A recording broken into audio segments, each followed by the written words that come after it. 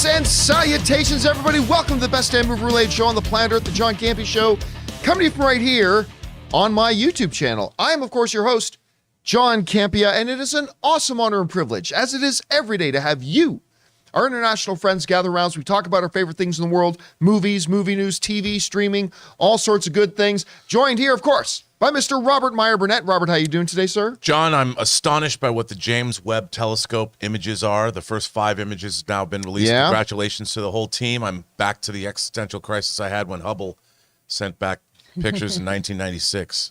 I don't know what I'm going to do. And sitting right beside him, of course, joining us today is Amy Newman. Amy, how you doing? Good. I don't have anything nearly that smart or existential to say, but I'm here to talk some movies. It's good to have you here. You know what I'm really excited about? We got a buddy of ours, filmmaker Kyle Newman. He has the premiere of his new movie tonight. I'm going to go to the premiere tonight. Congratulations. Yeah, I'm looking forward to seeing him down there. He's such a good guy. He's a really, really good guy. I've always loved doing stuff with him, and it's gonna be a nice night. I'll tell you guys all about it. Follow me on social media. We'll talk about that premiere tonight. But anyway, guys, welcome to the show. Here's how today's show is going to go. We're going to break it down into 2 parts. In the first half of the show, we're going to talk about some predetermined topics, and in the second half of the show, we're going to take your live comments and questions. Now, if you want to get a live comment or question, thought, theory, or whatever, read on the second half of the show about any or all the stuff that we're going to talk about here today, number 1, you got to be watching live. Number 2, once we get to the end of the main topics, I'll announce that we're opening up the super chats. Try not to throw in 5-parter questions. It's probably not going to work out so well, but just be ready to have your stuff fired in then. All right, guys, with all that down, let's get into a couple of off the tops here, shall we? And the first one is this. You know, Netflix has been in the news a lot lately, mostly for all the wrong reasons. I mean, certainly some good stuff, like with the smash success of Stranger Things Season 4, became one of the biggest things that they've ever had on their platform and stuff like that. But, you know, recently we were talking about the fact that they, for the first time in 11 years, they had a decline in viewership. Their numbers are stagnating. Their stock price took a beating. You know, it's been all this stuff. Well, a new report just came out in Variety looking at their situation really in depth, and the picture they paint is not good. According to this report, Netflix is in a lot of trouble. And here's what the trouble basically revolves around. There's 2 primary factors here. Primary factor number 1 is something, Rob, that you and I have been talking about for years. Yes. Which is the fact that Netflix gets the majority of its views, not from its original content, but rather from its catalog content that they license from other providers. So historically, they've had shows like The Office and Friends and some CSI stuff, and they have Schitt's Creek, and they have all this kind of stuff, right? Well, the problem is that eventually, as more and more companies open up their own streaming services, those shows are going away. They're being taken off of Netflix, and they're being taken off at a much, much bigger pace now. Now, of course, Netflix knew that was going to happen. Like 5 years ago, 8 years ago, 10 years ago, they understood that at some point that was going to happen. So they started investing tons and tons of money into their original program. Too much money. The problem is, according to this report, and we'll get into the details here, that hasn't worked. Let's look at one thing here. Now, this comes to us again from this article in Variety that talks about the problems they're having with shows disappearing.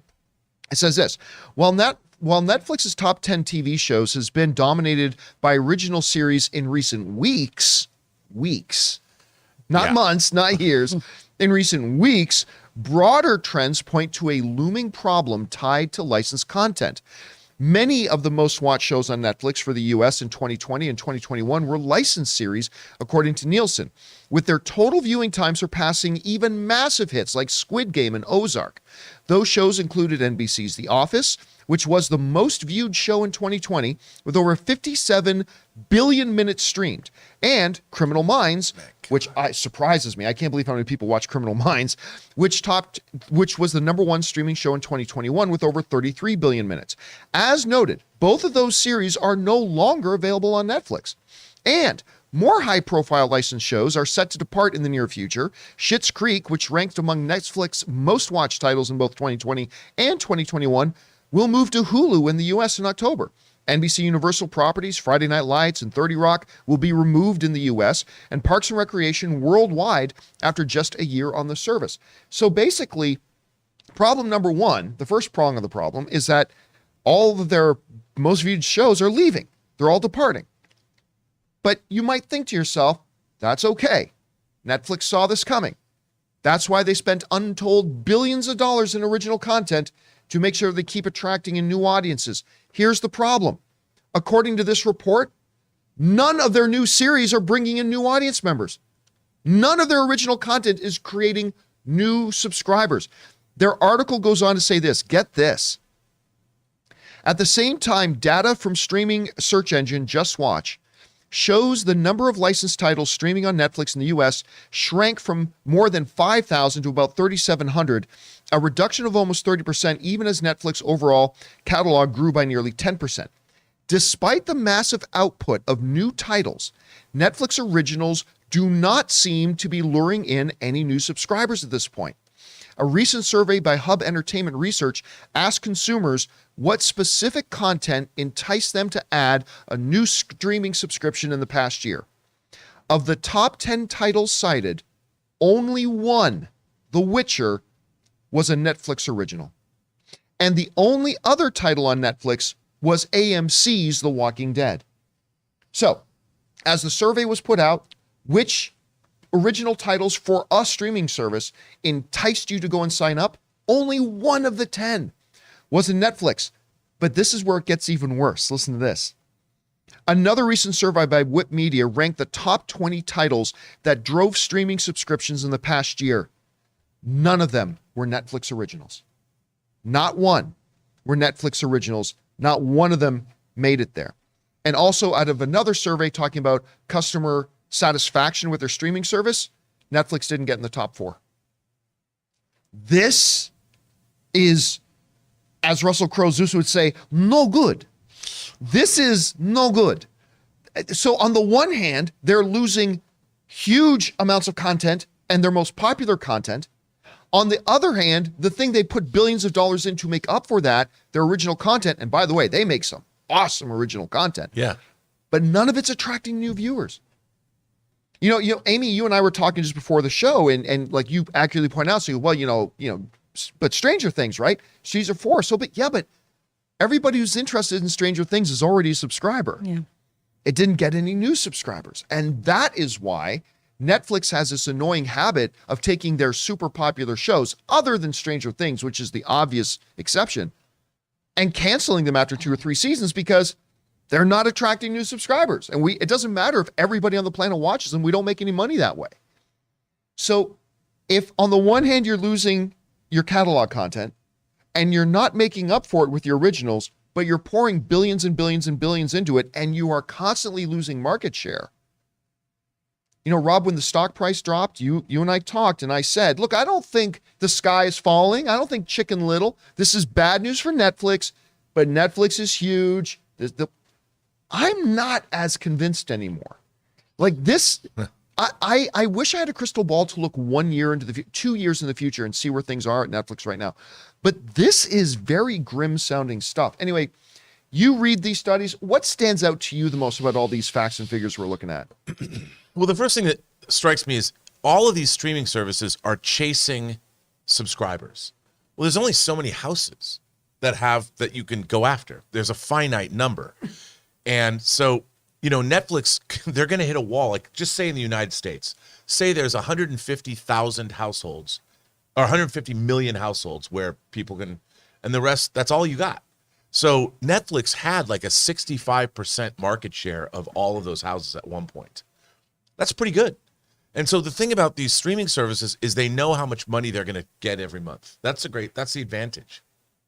But when you're chasing and you're promising your investors that, yep, we're going to have constant subscriber growth, you can't do that. Like I would have thought that the business model that they have, unlike Hollywood, is that if you know exactly how much money you're getting every month, that's a good way to have a business. Now, everybody wants to have growth, but in this area, there's only so much growth you can have. Plus, now you're competing against all these other subscription services. But like you said, John, viewership, I don't think it's possible, even with a zeitgeist. You can't get more zeitgeist than Stranger Things and Squid Game.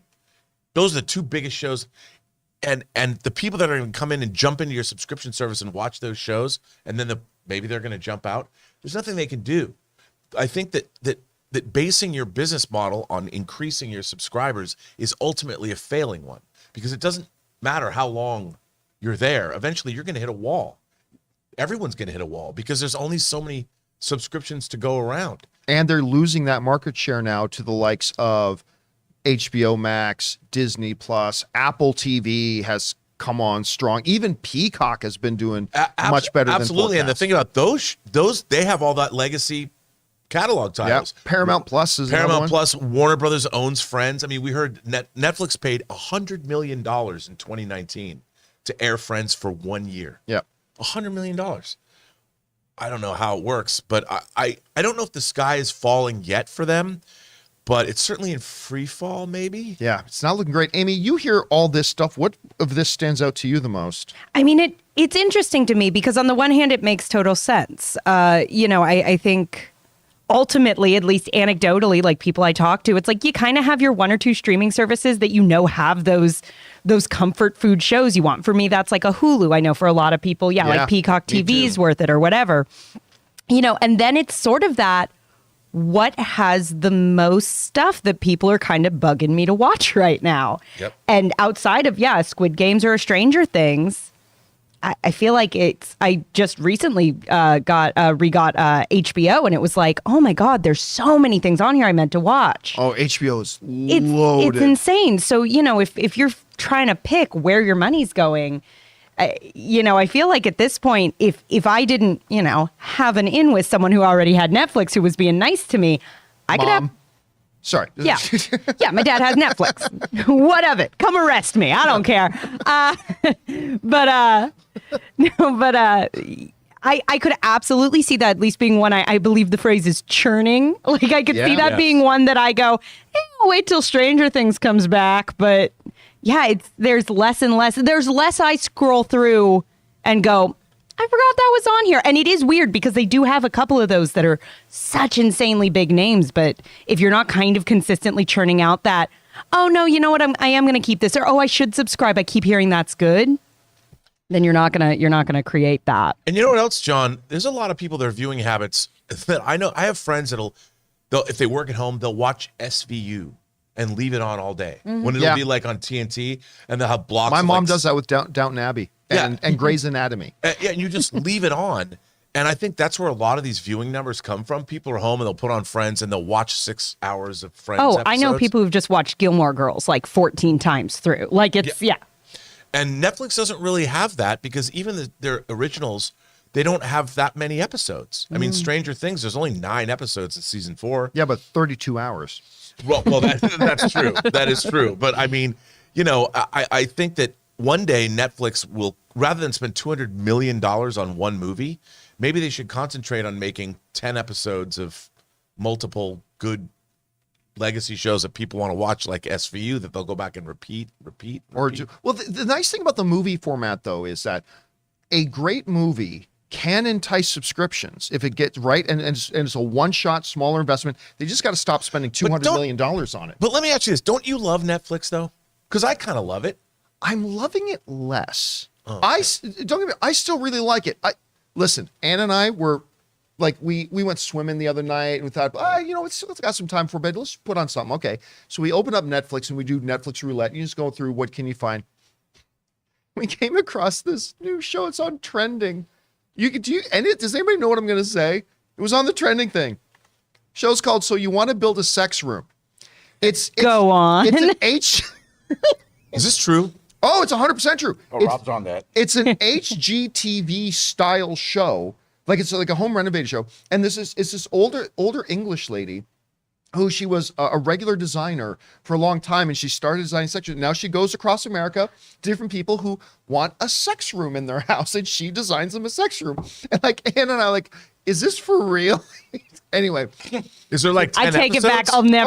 I'll never unsubscribe from Netflix. That sounds amazing. I need my computer, so I... What? So like, okay, Netflix is the home of the widest variety of crazy content you got. So I will always be a subscriber, but I'm not as in love with it because it used to also be the place I could go to anytime and find any of my favorite shows anytime, all the time. And that's not the case now. I want Parks and Rec. I go to Peacock. I want if Ann wants to watch Friends, we're going to go to HBO. Like even the catalog stuff is moving away. But anyway, guys, question is for you. Now everybody's frantically looking for it, so you want to build a sex room. What do you think about this report coming out about Netflix? Do you think it's as serious as they're making it sound? Maybe it's not that bad. Whatever you guys think, jump down to the comment section below and leave your thoughts there. Real quick, my brain just keeps doing it to the tune of, do you want to build a snowman? So you want to build a sex room? And now somebody's making that meme right now. That might have just put me on a list, singing those words in that voice. Okay. Next up, we got another off the top here, and that is this. The Emmy nominations came out today. Emmy nominations. Not as big to me as the Oscars, obviously, but it's still a pretty big deal. First thing that stood out to me, the Emmy nominations. What I believe is the best show on TV. And what you may think another show is the best show on TV, and that's fine. That's great. Yellowstone did not get nominated for Best Drama. And a lot of Twitter and the trades are going, wait, what? How? Now, you don't necessarily have to think maybe it should have won, but I cannot believe how overlooked this show is. Now, I see some people going, well, that's because the Hollywood elites don't. Listen, the Hollywood elites make Yellowstone. Make no mistake about it. But, I mean, I mean, that just baffles. Can I just say that, get that out of the way? It baffles my mind that The Godfather on Horses does not get nominated for. Personally, I think it should win Best Drama, but I mean, at least it should have been nominated. Like, you may prefer Succession or Better Call Saul or whatever, and that's perfectly good. But the fact that this didn't even get nominated blows my mind. But with that me and bitching and crying out of the way, about my beloved Yellowstone, let's actually take a look at what did get nominated, okay? We're not going to go through all 75 categories, but... Or should we? Just quickly. Listen, and it's not like they limited it to 5 nominees. And anyway, the nominees for Best Drama Series are Better Call Saul, Euphoria, Ozark, Severance, very happy to see Severance on there, Squid Game, Stranger Things, very happy to see Stranger Things on there, Succession, and Yellow Jackets. I'm kind of surprised. I mean, I like Yellow Jackets. I don't think it belongs on this list, but I like the show. It's pretty good. For Best Comedy Series, Abbott Elementary, which my wife is super excited about. I think she's that show's #1 fan. I've seen one episode. It looked clever. Delightful. It looks very Parks and Rec-ish. Yeah, it's really cute. So I got to check it out. Barry, Curb Your Enthusiasm, Hacks, Marvelous Mrs. Maisel, Only Murders in the Building, which just got renewed for season 3, by the way. Ted Lasso, and I was so happy to see What We Do in the Shadows on there. Yeah. Anyway, and then we get, Best Actor, Jason Bateman, Brian Cox, Lee Jung-jae, Bob Odenkirk, Adam Scott for Severance, good to see him on there, and Jeremy Strong, so nothing unexpected there. Best Actress, Jodie Comer for Killing Eve, Laura Linney for Ozark, Melanie Linsky for Yellow Jackets, Sandra Oh, Reese Witherspoon, and Zendaya. So they're the key prime nominees for that. So Rob, let me go over to you. You're an Emmy voter right now. What show on this list for Best Drama wins Best Drama if you're voting? Probably Succession again. But, I think every show in that category is, I mean, I would love to see something like Succession or Squid Game win, only because of the sort of fantasy bents to those things. Can I say something very unpopular? Uh-oh. I binged Squid Game in 3 days. I really enjoyed it. It does not belong on this list. It is not best show of the year material. In my opinion, and this is coming from a guy that likes the show quite a bit, and I couldn't stop watching, but it's not that good. Well, it's I can see, I understand that, because it doesn't, this is going to seem weird, it doesn't have maybe the literary, the other shows are a little bit more higher brow. I mean, Squid Game is more wonderfully entertaining. Yeah, hugely entertaining. And I enjoyed it a lot. But I have to say though, this list of shows is very strong. You're not wrong. There's no one I'm looking at on all these categories. They're really great choices. I mean, you look at it and I can't argue. And it's a diverse list. And I don't mean diverse as in Squid Game is an Asian person. I mean diverse as in that's a very different kind of show compared to Ozark, which is a very different kind of show compared to Severance. No, it's a strong list. It's a wide net in terms of the kinds of programs, which I like to see. And also same The same is true of the comedy list, too. I was just going to Yeah, say the that. comedy list is great. Seeing like an Abbott Elementary up against like a Mrs. Maisel Right. is really interesting to me. But, I thought Mrs. Maisel, what is it, season 4? Yeah. Was its weakest season. I mean, it had a killer ending. I love the ending of it. But, it's always, when you see these mainstays, I feel like sometimes I'm like, but was Mrs. Maisel season 4 as good as Mrs. Maisel season 1? I mean, a show develops a reputation, and it seems to get these nominations. Not a lot is as good as Miss Maisel season 1. No, but that was exemplary, transcendent television. I really thought it was amazing. But now when you get to season 4, it's like, okay, do we let somebody else in? Does Ted Lasso take it? I think it might. See, I think it's going to come down between, I'm not saying who I would vote for. I'm just saying I think it's going to come down to between Ted Lasso and Abbott Elementary. I think those are going to be the ones. I didn't think this last season of Ted Lasso was as strong as the first season. But I mean, also Only Murders in the Building might be a dark horse in there too. Hacks, too. Yeah. Hacks, Hacks gets a lot. That lead, Gene Smart can do no wrong. I think the comedy category is going to be a tighter race. But, okay, look. Regardless of who I would vote for, we all know it's going to win. Succession's going to win. Yeah. I mean, there's going to be a lot of, I think, campaigning for Better Call Saul, justifiably so. I think there's going to be a lot of campaigning for Stranger Things because it's so popular. Let's just put this. I'll be very surprised. I'll be very surprised if it's not Succession. I think Succession will probably take it. That ending of this last season, that Godfather ending of the last season was like some of the best television. Just that last 20 minutes. It was like some of the best television I've seen in like the last couple of years. It was incredible. But not on the list is Yellowstone, which I just can't believe it's not even nominated. Anyway, guys, question is for you. What do you think about the Emmy nomination list? What do you think? Number one, these are two different questions. Number one, what do you think will win?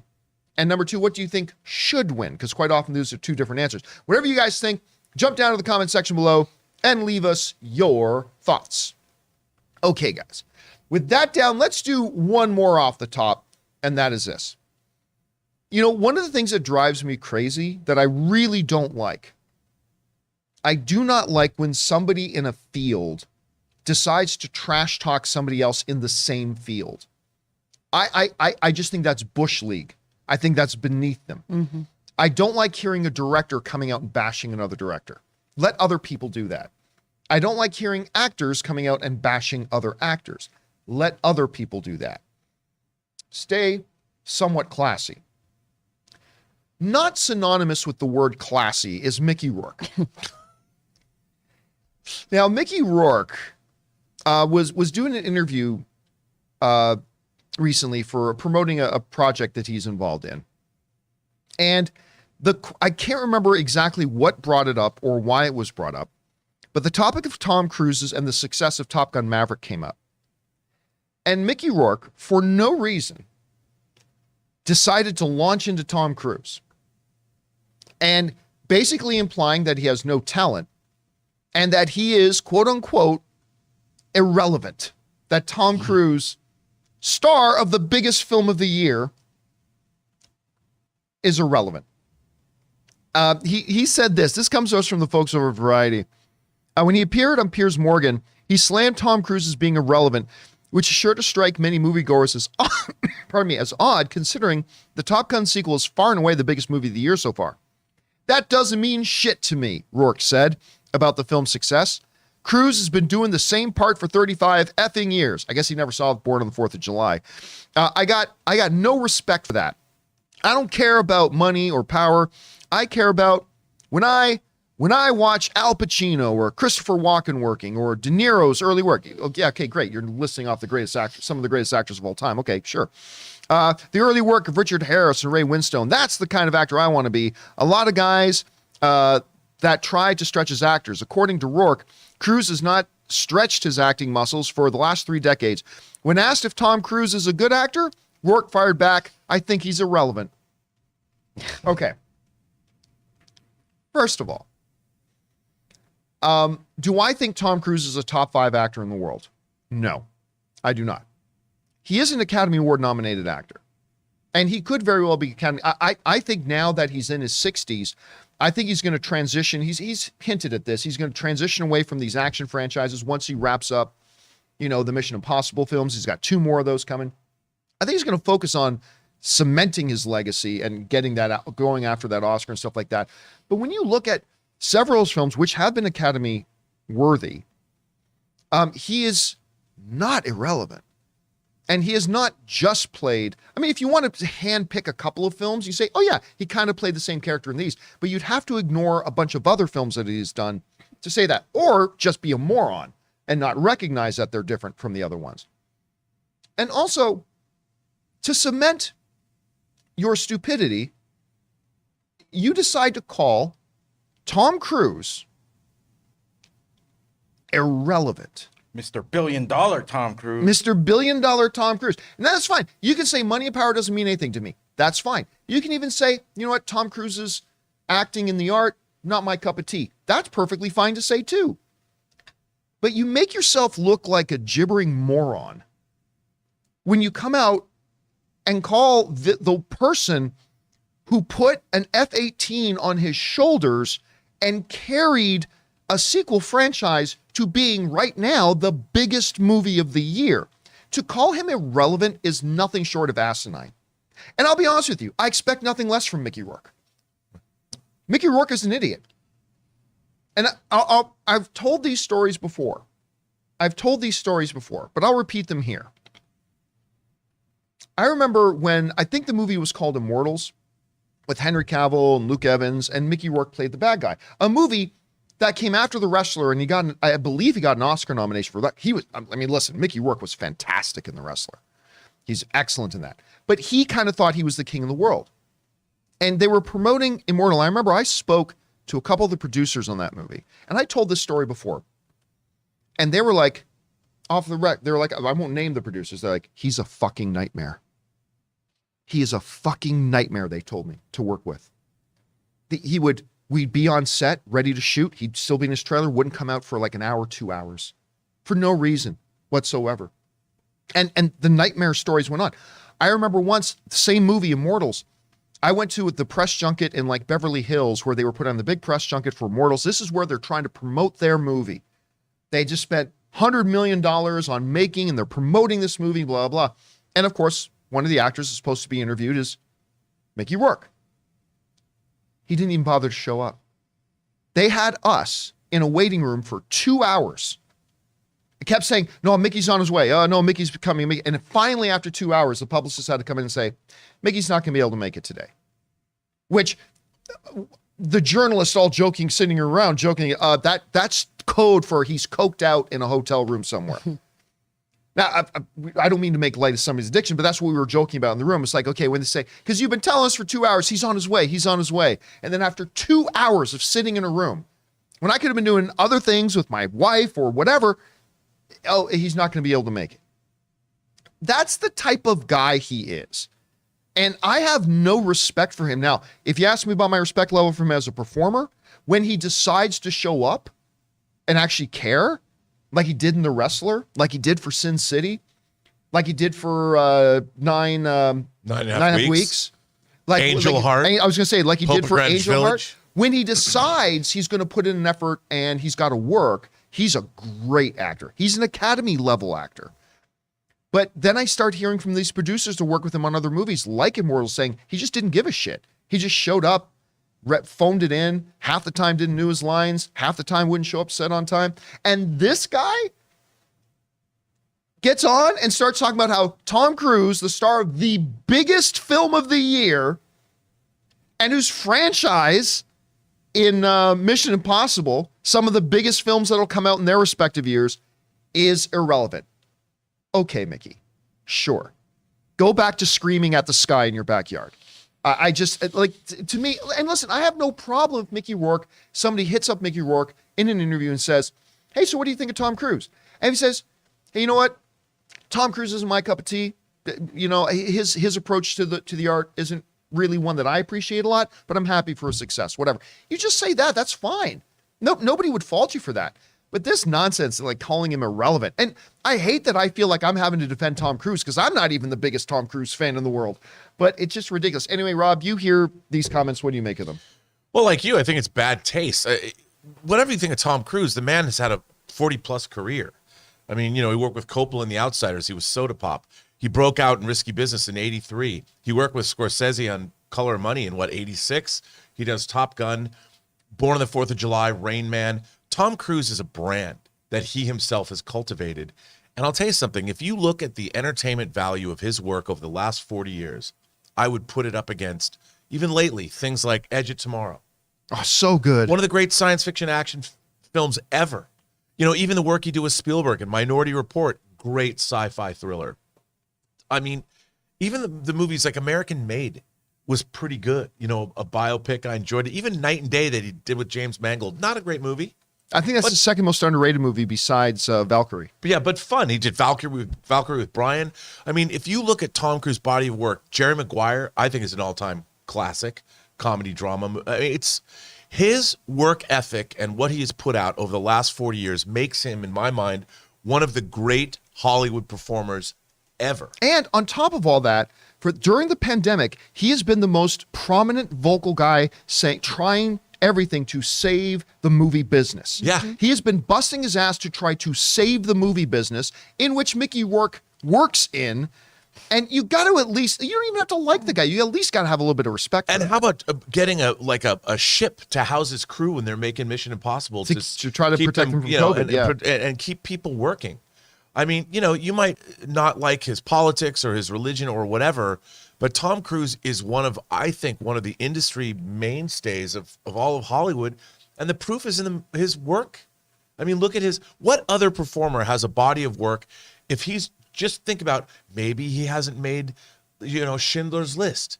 Maybe he did make Born on the 4th of July, which is a very issue-oriented film, but he has never failed to entertain for 4 decades. How is that irrelevant? Yeah, I don't get it. Anyway, Amy, you hear an actor come like, and this is kind of relevant because right now, Top Gun is like it's the movie industry right now. It's Top Gun. Biggest film of the year, way exceeded everybody's expectations. It's setting new records every single day. I don't know, you hear another actor, an Academy level actor, come out and say that guy's irrelevant. I don't know. How do you respond to that? I mean, I just feel like kind of in line with what you said, there's opinion and then there's sort of just factually accurate. And we can sit here all day and talk about, how we feel about Tom Cruise as an actor, how we feel about his talent, how we feel, the diversity of his role choices or character choices have been. We could debate that all day. He's totally entitled to that opinion. But at the end of the day, you don't have to think Tom Cruise is the greatest actor who ever lived to say he's one of the biggest movie stars in the world. And he may not be. He's a good actor. He's a great movie star. So I think to call someone at that level irrelevant, it's factually inaccurate. And at that point, to me, making such a broad comment like that's not just, I don't love him as an actor, whatever, fine. But when you start, reaching for words like irrelevant, so clearly to me, that just becomes, you're just trying to get a headline. I think even when we came in, we're kind of discussing this story.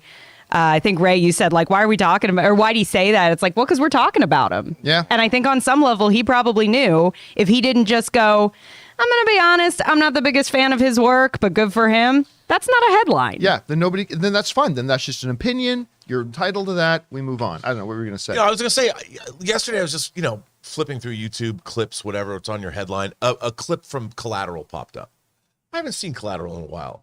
It was the scene. Damn, that was good. Didn't that get him did he not get an Academy nomination for that? I don't know for if Best he did. Supporting? It was the clip. Ray, can you look that up? Can you check? I can't remember if he did or not. Anyway. It was the scene where he goes in to make his first kill.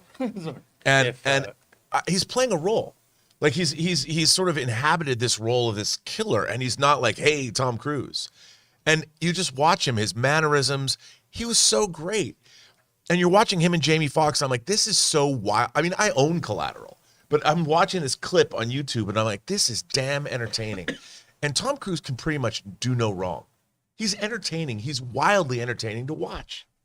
And he's been wildly entertaining to watch since he slid on the floor in '83 in Risky Business. Mm-hmm.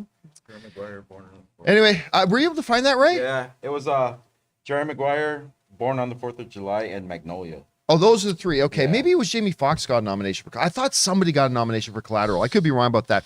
Anyway, guys, question is for you.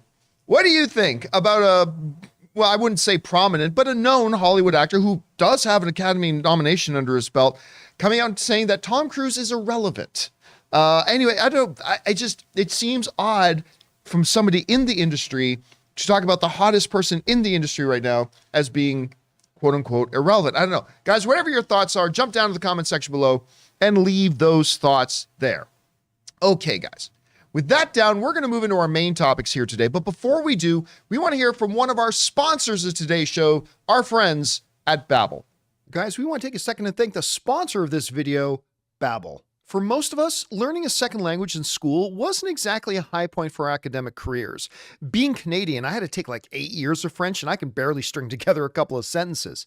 But now, thanks to Babbel, the language learning app that has sold more than 10 million subscriptions, there's an addictively fun and easy way to learn a new language. Whether you'll be traveling abroad, connecting in a deeper way with your family, or you just have some free time, Babbel teaches bite-sized language lessons that you'll actually use in the real world. For me, being a Canadian that has moved down to Southern California, there's a lot of Spanish that's spoken around here, so I decided I wanted to learn Spanish.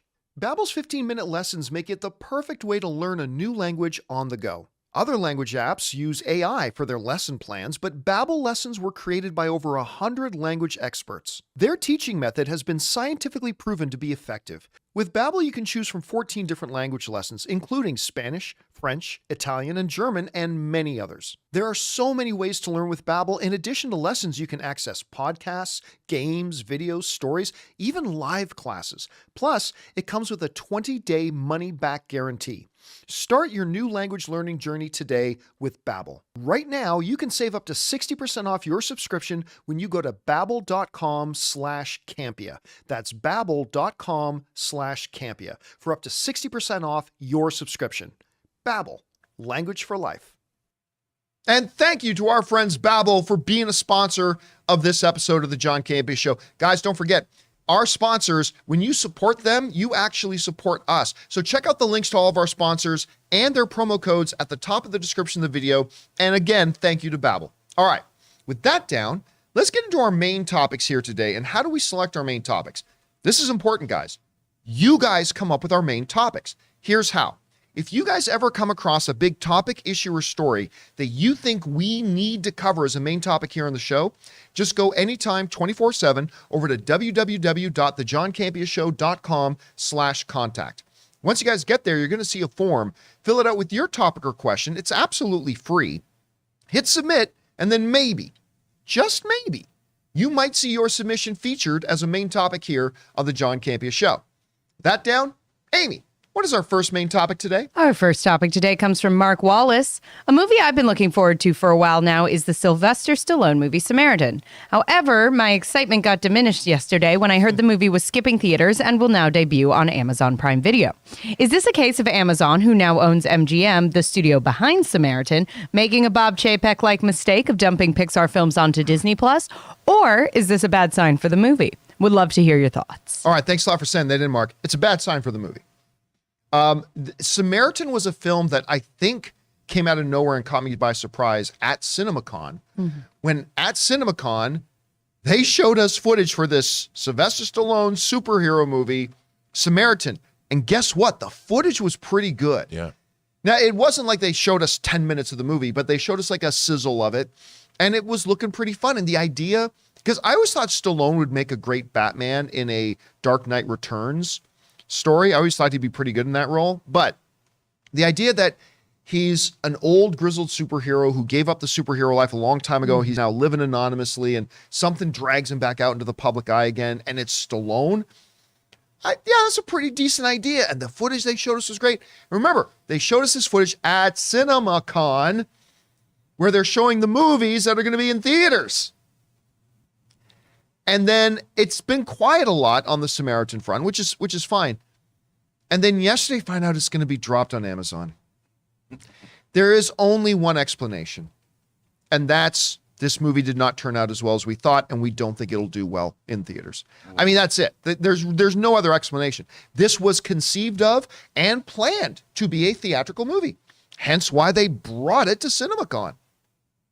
But I guess in the year since, as they actually got the movie pieced together and started to get the final edit together, my guess is they looked at it and went, Yeah, this didn't work so well. John? Yeah. It has nothing to do with it being Prime Day today. And I'm pretty sure today, I don't think it has anything to We do didn't get with a today deal on being that movie. Amazon. If it was dropping today on Prime Day, maybe a little bit. I forgot it's Amazon Prime Day. I got to see what kind of TVs I can buy. So the whole idea of it was planned as a theatrical release. They started to market it as a theatrical release. A year passes and they're like, yeah, we don't think this is going to make any money. Amazon Prime, everybody. It's going to Amazon Prime. Woo! Well, that aside, they did release some new images as well as including a new poster. I don't know. Do we got the poster there, Jonathan? I hope we have the poster there. It's in the quote. Yeah, here we go. Is it in? Okay, well, there's a look at the poster, which is actually pretty good. I like that. Yeah. I like that a lot. I like the look of that a lot. And speaking of the quote, let's go over, this is what they said from the good folks over at, who was that there? It's CBR who wrote the following. Action movie icon Sylvester Stallone's original superhero film Samaritan unveiled its first poster and production stills ahead of its summer release on Prime Video. Shared by Prime Video, the film's poster shows Stallone mysterious character Mr. Smith walking down a rainy alley, a large puddle at his feet, has a reflection of what appears to be the character's superhero alter ego in full black costume with the symbolic S icon on his chest. Not to be confused with Superman, of course. The production still includes Stallone's Mr. Smith in action as he uses his superhuman strength to save a bullied kid, while another shows Mr. Smith in a conversation with Sam Cleary. The final still shows Mr. Smith in an industrial location where he's confronted by an apparent bad guy holding a sledgehammer to his face. And again, that comes us from the folks over at CBR. So, yeah, I mean, I like the poster. The poster's pretty good. And do we have any of the stills there? I think they should be on the website there. I put them in there too. If we're able to bring those up. Sure. But the stills look pretty good too. And the description kind of messes up. That's one of those iconic where they're probably all on top of him and he stands up. Every superhero movie, Hercules movie. Although it does look like a song and dance number. It looks like something from a Lin-Manuel Miranda dance number right there. I'm back. What was the song that you said they sing before they start getting in a fight in that movie, West Side Story? Oh, Danny boy. Oh, not Danny boy. What is it? Stay cool. Stay boy. cool, boy. When you're a jet. When you're a jet, you're a in jet. my pocket. Oh my God. Yeah, he's a song and dance man. I mean, look, I got to tell you, after I saw, and by the way, that is not a real sledgehammer because you couldn't hold a real sledgehammer like that. That guy's wrist would be broken. Anyway. Unless he's a superhero. Unless he's Or villain. superpowered. I'm just saying it's a prop. It's clearly a prop. But when they showed us the footage to this, like I wasn't thinking this is going to win any Academy Awards, but I was thinking this looks fun. Mm-hmm. I can't wait to go to a movie theater and watch this in a dark room with a giant screen and 200 other strangers enjoying it. But apparently not so much. Okay, still, I think the images look good. I really like the poster. I'm not going to lie. I'm still looking forward to seeing this movie, but my enthusiasm is taking a little bit of a hit knowing that they've decided to drop it on streaming instead. Anyway, Amy, you see this. What's your thoughts? I'm going to be honest. It's not really doing it for me. I can't put my finger on it. Nothing about this is really exciting me. Which is maybe why they're dropping it on Amazon. Me personally, they said Amy doesn't want it. No, maybe, I don't know. Maybe I'm just getting a bit, even just like with the last season of The Boys being so good, I feel like I'm getting like a little like edgy superheroed out. And that might be a little bit of my lack of enthusiasm. I do find it surprising that they just made that pivot, just especially with a name like that attached. It feels like a weird move, but It reminds me of Cloverfield Paradox a little bit. Oh, no. I mean, it's not quite as sudden as that, at least. yeah. Oh, no, John. What do you think about this? Well, look, I think like you, I think someone probably looked at this movie. I don't think necessarily this is a commentary on the quality of the film. I think people are just like, when we have The Boys and we have all this other stuff, is this going to provide a theatrical bang for the buck that audiences want to see when they can see Spider-Man No Way Home or they can go see Doctor Strange? Or, I mean, I think probably somebody looked at it and said, yeah, I don't think audiences are going to flock to this. And those that do aren't going to speak well of it because it's not providing these thrills that other superhero movies are providing. So maybe, look, I'm trying to be optimistic. Maybe that Amazon was the right place for it because they didn't want to spend $30 million marketing this movie. They knew they couldn't But an audience to wouldn't go. they have known that a year ago when they were marketing it as being a Well, theatrical yeah, movie? I mean, and this movie's been in production for like 3 years ago or something. I mean, I think they shot it pre-pandemic. I think I Yes, saw it had a lot they of did. pushback because of like it was supposed to be released earlier. kind of Yeah, thing. and look, it is Stallone. Maybe it's going to get a huge foreign release. But Yeah. I mean, look, all I can ask is that it looks like a lower budget character study movie, and maybe they just thought it couldn't flourish in the theatrical environment. But as you know, I think all movies, I mean, especially in the heels of Morbius, maybe. I mean, Which maybe should have gone straight to streaming. yeah. I mean, again, I'm going to hope it's good. I like the Fingers first thing. I know, crossed. Ray, what do you I think? had a question. Didn't the last Rambo drop on Amazon? No, Wasn't- no, it was Because theatrical. that's where I watched it, and as traumatizing as that movie was, I didn't think it was that bad. No, I liked it. The kills in it were kind of gory and But it wow. didn't do that well.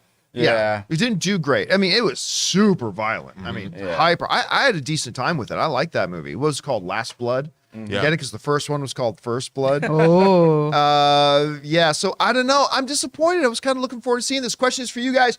What do you think? Are you interested in Samaritan? I still am, but I got to admit, my enthusiasm taken a hit knowing that they didn't have faith in it and they've just dropped it on streaming when it was originally planned to be theatrical.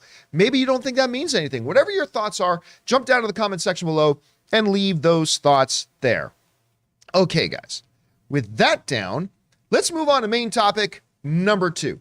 Amy, what is our second main topic today? Our second topic comes to us from Michael DeWaters. Hi, John. So I saw Thor Love and Thunder over the weekend, and I had a good time, even though I don't think it was as good as Ragnarok. But I just read in Variety that Taika Waititi said he would come back to direct Thor 5 only if Chris Hemsworth does it. So, 2 questions. 1, does that mean there's a chance someone else plays Thor other than Hemsworth? And 2, having already done 2 Thor movies, should Waititi do another one? All right, thanks a lot for sending that in. That is a really interesting question.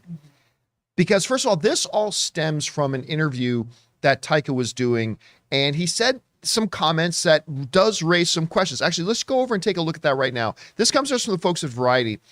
In talking to Taika Waititi, and this is what he said, Thor Love and Thunder ends with a post-credit message that confirms that Thor will be back. But it remains to be seen whether that's a 5th standalone movie or an Avengers-style team-up movie. Taika Waititi recently told Insider that he had no idea Marvel was adding that title card to the end of the movie, although he would return to direct his 3rd Thor movie as long as leading star Chris Hemsworth is also involved. That was a surprise to me, too. I'm not joking, Waititi said of Marvel confirming Thor's future return. I saw that in the theater, and I was like, oh, shit, really? Even Chris was like, what? But of course, he'll be back. He's the best character. So that comes us from there. First of all, it's interesting that does the director... Look, I've said for a long time, for everybody that complains about studio interference, it's a collaborative thing. It's their movie. No studio interferes more than Marvel. Never have, never will. That is the ultimate interference. This is a great example of that. Collaboration. The director was sitting in the movie and something was in the movie he had no idea was even a part of it. I mean, and granted, we're only talking about end credits, but he's the director of the film. And there's something they put in that he didn't even know was going to be there. That's just a nice little example of just exactly how much the studio interferes with their movies. Now, when the movies turn out to be great, as the vast majority of the MCU movies have, we don't call it interference. We call it collaboration. When the movie doesn't turn out well, then we call it interference. But it's really tomato, tomato. It's the same thing. You're right. When he says, I will do Thor 5 if Chris Hemsworth is a part of it, you'd be forgiven if that raises your eyebrows. Wait, could there be a Thor 5 without Chris Hemsworth? I honestly, even though it does come out sounding like that a bit, I don't think that's what he was implying at all. No. Even Chris Hemsworth saying, wait, what? Like, I don't think that was implying anything at all. I think it's clear. Like Taika even said at the end of his comment, right? Of course, Chris is going to be back. He's the best character. He's going to be there. Of course he will be.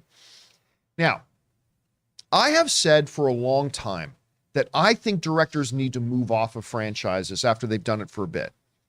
Like, I don't think it's a coincidence that the Sam Raimi's 3rd Spider-Man film was the weakest. I think you're just on one property for too long. I think it starts to sap your creativity. You need to do it the way Christopher Nolan does it. Do the franchise movie, go do another movie. then come back and he does another Batman movie. Then he goes off and makes a different movie. Then he comes back and makes another Batman movie, right? Taika Waititi is kind of following that pattern. He's doing a Thor movie and he's going off and doing Next Goal Wins, or he's doing Jojo Rabbit, or he's doing, whatever. He's doing other projects. He's got a Star Wars project he's got up next. So, I mean, I am perfectly good because I love Ragnarok. I liked Love and Thunder. Only the third best Thor movie to me, but still, I liked it. But I think I would also be okay if he didn't come back to do Thor 5. Now, if he wanted to course correct a bit, and, we talked about this, Rob, that Thor Love and Thunder was like 80% silly, 20% serious. I would have liked to see more of a 65-35 mix. If he wants to come back and do Thor 5 and bring it a little bit back more to the ratio that Ragnarok was, cool. But he's done 2. One of them is absolutely bloody fantastic. I'd be okay if another director came in and did a 5th one. So do I think he will? Yes. And here's why I think he will. Because I don't think Chris Hemsworth is going to do another one without Taika Waititi. I really don't. I think Chris Hemsworth has fallen back in love with this character because of Taika Waititi.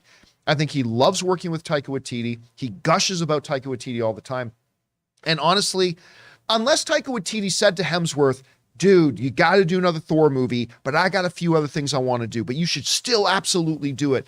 Maybe, but I have a feeling while I would be okay if Taika Waititi did not do 5 and instead focused on other new creative ventures. I have a feeling he will do it because I think Chris Hemsworth's going to want him to do it. So I don't know. Rob, you hear Taika Waititi's comments.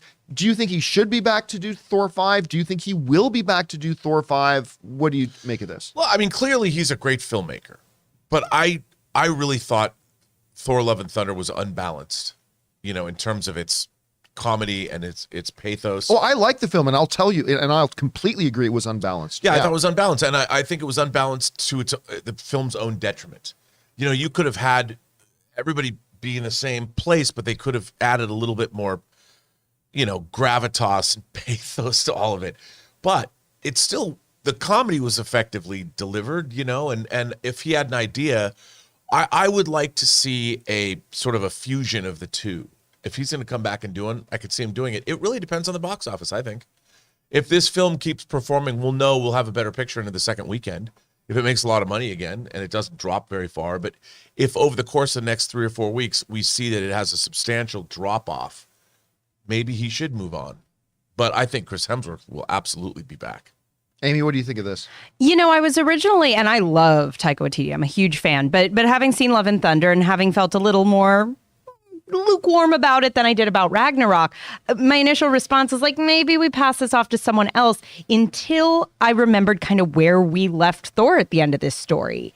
And I think where we're going, and I'm going to try to do this as unspoilery as possible, but where we're going with that character and where he's going and sort of where his journey's going, to me, that suddenly starts feeling like something Taika Waititi could really knock out of the park. And, he said, and I know he's joking, but he's like, I want to do it. Let's do a $5 million movie where they just like go on a road trip and there's like no fight. But honestly, like, I would watch the hell out of that. I would watch the hell out of that. So, but like that energy of like, let's take a little step back into just something really charming and fun and a little more, character and story driven.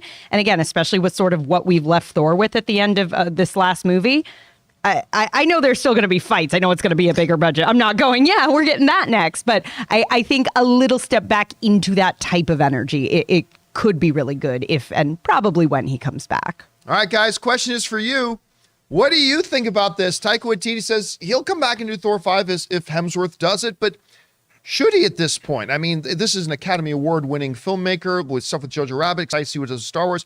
Maybe it's time for him to move on from the Thor project, or maybe there's no way Hemsworth does it if he does move on. I don't know. Whatever you guys think about this, jump down to the comment section below and let us know your thoughts.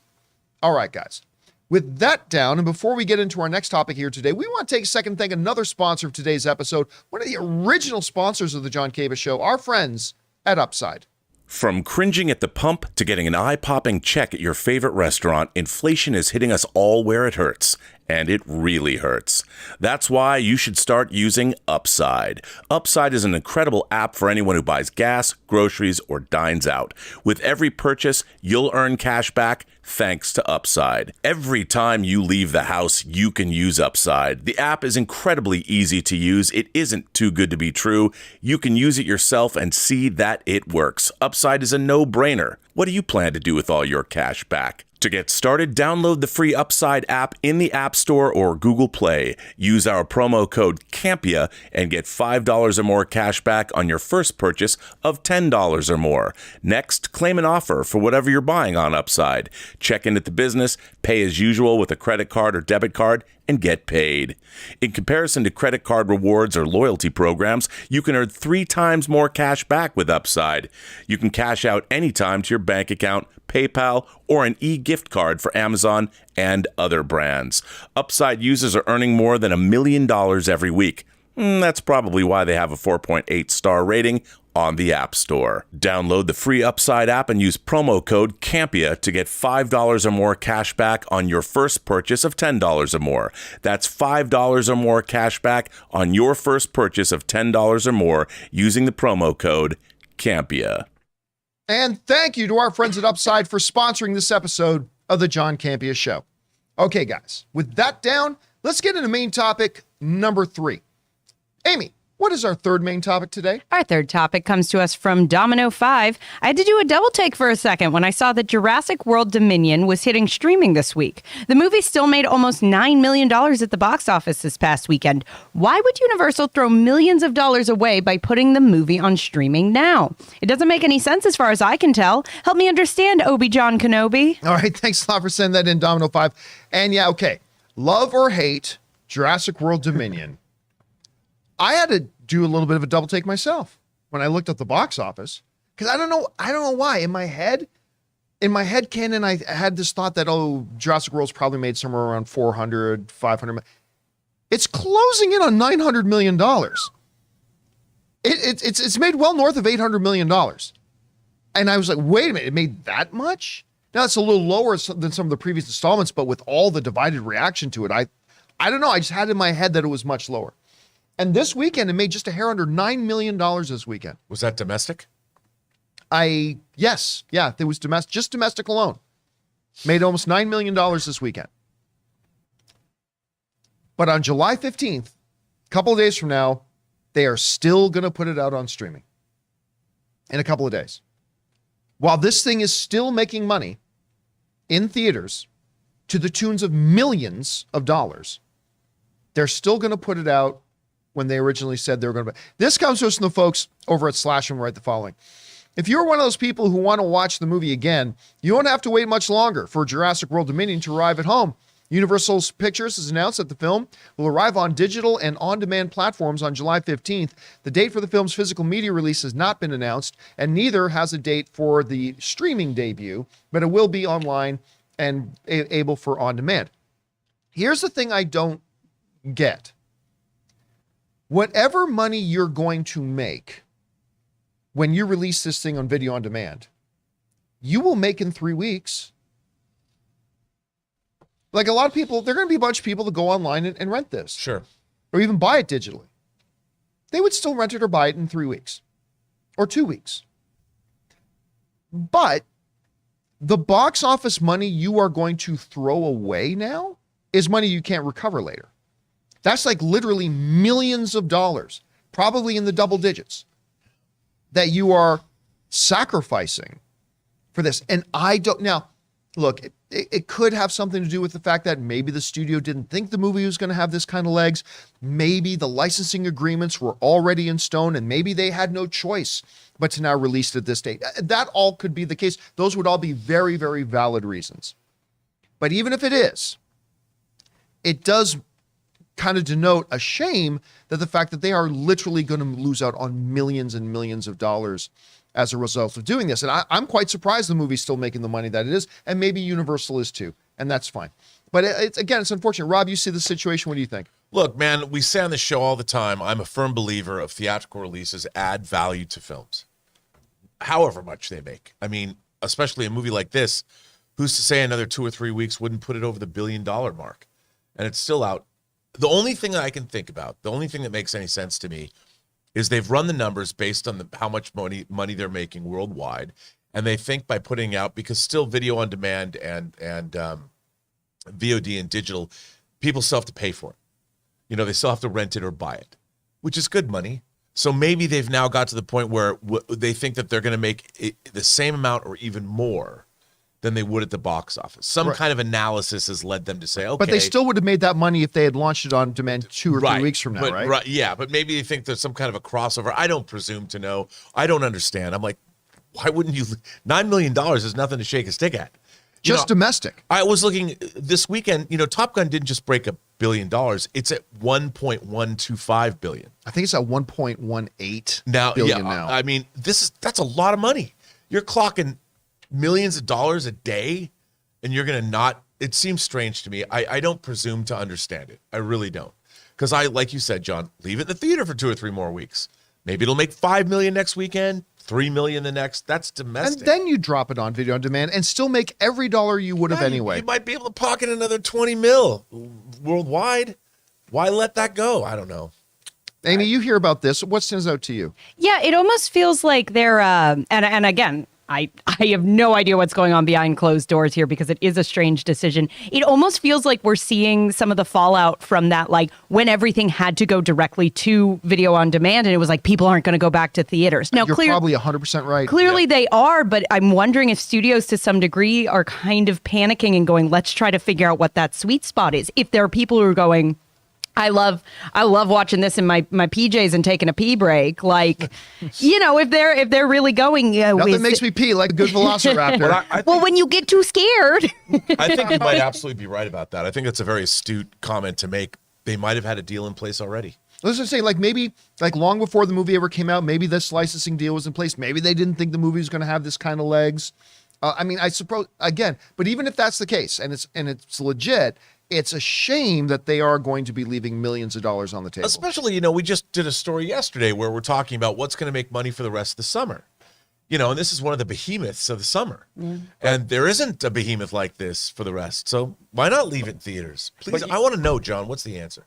I have the answer for you guys. You do? Oh, thank you, Ray. I know why. As in most things 100%. In life, Ray has the answers. You know how many OLED TV bundles they're going to sell today on Prime Day? A lot of them. People are going to need a movie to watch. There needs to be Jurassic. So they're doing this with Prime Day. I have a feeling everything that comes out today is because of Prime Day. We had Common Sense, Samaritan, Jurassic, the Great Prime Day Conspiracy. The Great Prime Day Conspiracy. It's all connected. Anyway, guys, question is for you. What do you think about this? Did you see Jurassic World Dominion? Did you like it? Are you going to be rushing to watch it at home as well? Maybe you never had a chance. What do you think of the fact that they're going to sacrifice millions of dollars of its theatrical run in order to get it out now? Whatever you guys think, jump down to the comment section below and leave your thoughts there. Okay, guys. With that down, let's get into main topic number 4. Amy, what is our 4th main topic today? Our 4th topic today comes to us from Daniel W. Greetings and salutations, everyone. I just saw that Thor Love and Thunder opened with $143 million, which puts it more than $20 million ahead of Thor Ragnarok. Is this? Oh, you know what? This is the wrong one. I'm having deja vu over here. I may have not said. Oh. All right. Sorry. You know what? Do you? I have it here. I will read the viewer email here. Sorry, guys. Amos writes. I guess we don't have a graphic for it. Amos writes, "Hello, John and team. My eyes were filled with wonder and delight this morning when I woke up to find Mandalorian Season 3 teaser leaked online. It feels so much bigger than any of the previous seasons. So many Mandalorians. The shot of the Star Destroyer was incredible. Baby Yoda piloting the ship. So many things to take in. It really feels like a full-blown Star Wars movie. What did you and the team think of the new teaser?" All right. Thanks a lot for sending that in, Amos. All right. So this is not really a new teaser. This is a teaser they actually showed a month ago at Star Wars Celebration at a panel, but they did not release it publicly. So I didn't see it. I went to Star Wars Celebration, pardon me, but I didn't go to that panel. So I've never seen it. I've read some descriptions about it and all that kind of stuff, but I never saw it myself. So this morning, my inbox is filled with all these links to YouTube videos of somebody had put it up online. Which, by the way, side note to my friends at Disney, just upload it now. Just upload the full high-res, beautiful version. You want people to be their first experience with it. You don't want what I saw to be the first experience with it. No. But hey, you know what? It's still fun to watch. So get ahead of this thing. Put this thing out there. So I got to tell you, look, I had all the faith in the world that Mandalorian Season 3 was going to be really good. And we've seen lots of trailers to shitty movies and TV shows. I understand that. This teaser was outstanding. Oh my God, it was so good. And Rob, you and I were talking a little bit before the show started today, and because you had watched it, and I said, The Mandalorian's fantastic, and it definitely is in Star Wars, but I said, this teaser feels like Star Wars. That's exactly what I said. Right? Yeah. It has that, whether it's like all these Mandalorians doing like the Halo jump out of the plane and dropping down battle. First of all, you're right, Amos. So many Mandalorians, like so many and battle and conflict and stuff like that. Because I said I have no insider information. At the end of last season, I said, well, the next season is going to be about taking back Mandalore. That's what this is going to be about. And I, for one, cannot wait. And everything from, like, one of the things missing from this Mandalorian Star Wars show is a lot of stars, not a lot of space stuff. But the very fact that we saw a lot of piloting going on as well, lots of Mandalorians going into battle. I mean, obviously Grogu being in there. It sent chills through me watching it. And now again, I understand the season might be shit. It might be awful. Maybe it is. And maybe this is we've seen lots of great trailers to terrible stuff. I know. I'm just saying this teaser was pretty effing good. And it excited me. You know, it excited me the way the Andor trailer excited me. But in a different way. Again, the epicness of it just felt like it was a Return of the Jedi. It was a New Hope. It felt like it was on this grand scale, and everything I've wanted this show to kind of build up to, it feels like it's going to do that. And again, I know the show might be terrible. Maybe it will. But this trailer I thought was great. Amy, you had a chance to check it out. What did you think about it? Like I said, I completely agree that it just made me go, oh, this feels like a Star Wars to me. Looked so satisfying and so fun. I feel like there's just been occasionally a lack of sort of just that fun energy of like that original trilogy. And to me, this got me excited on that same level. And like you said, could down the line be going, nope, we were wrong. But, we've talked a bit about how it really feels like this and Andor, are like kind of the big hopeful spots in Star Wars right now, at least for me personally, as someone where I'm like, I like Star Wars. There've been enough missteps that like I'm not as hyped about it as I'd like to be. So to me, it's like if they can nail this and kind of have some of that fun, just classic Star Wars energy, and then Andor that kind of feels like a little more HBO drama action, I think it could be a really exciting time to be a Star Wars fan again. Now listen, look, I'll be the first to admit, like, I didn't think the Obi-Wan trailer was as good as this, but we thought the Obi-Wan trailer was really good. I ended up being a little bit disappointed in Obi-Wan. I thought the Boba Fett trailer was quite good. Not as good as this, but I thought it was quite good. Ended up being disappointed in Boba Fett. The difference, though, here is that we actually have a track record with Mandalorian. Like, unlike Obi-Wan, we have a season 1 of Mandalorian and a season 2 of Mandalorian. We know that this show is good. Yeah. So that's why I think maybe it gets me a little bit extra excitement about it. I don't know. Rob, what did you think about teaser? Well, John, for me, it's always about story. Right. I want some intellectual, interesting story being told. And this trailer says to me, there's a story going on here that I want to see. Now, like you pointed out, this looks like we now return to Star Wars, already in progress, Yes. and we know that this could be about the retaking of Mandalore, because I've got to go bathe in the waters of the mines of Mandalore or whatever to be a true Mandalorian. And the character motivations have already been kind of set up. We know what direction we're traveling in a way. And everything about that is interesting because we haven't seen it before. We don't know what's going to happen. And it looks like there's lots of mayhem and lots of stuff going on. And I'm like, I'm in. You've got me in because I want to know what the story that looks to be told. You can show me Star Destroyers and I'll get excited. Show me TIE Fighters. Show me Naboo Starfighters that are falling apart. I get excited. But you tell me a Star Wars story that I've not heard before that looks like it's good, then I get really excited. You show me that baby. I love that baby. Mandalore too. There's and understand like there's a division in Mandalore as well. So you could have a little bit of Game of Thrones in there. Yeah, man. You could have a little bit of whatever, right? I didn't watch the teaser, but as I was going over the story, I forgot to do the email, so sorry about that, guys.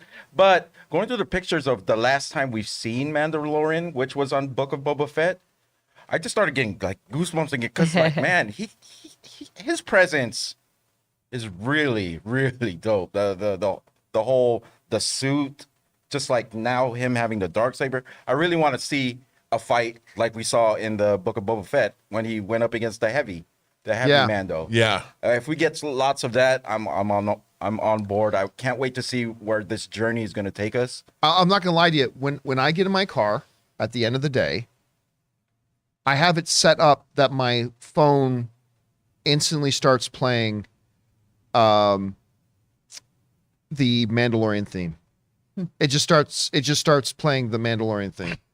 And I get chills thinking about it. I can't wait to get back to the show. Anyway, guys, the question is for you. Did you have a chance to see this teaser that got leaked online and apparently a lot of people saw?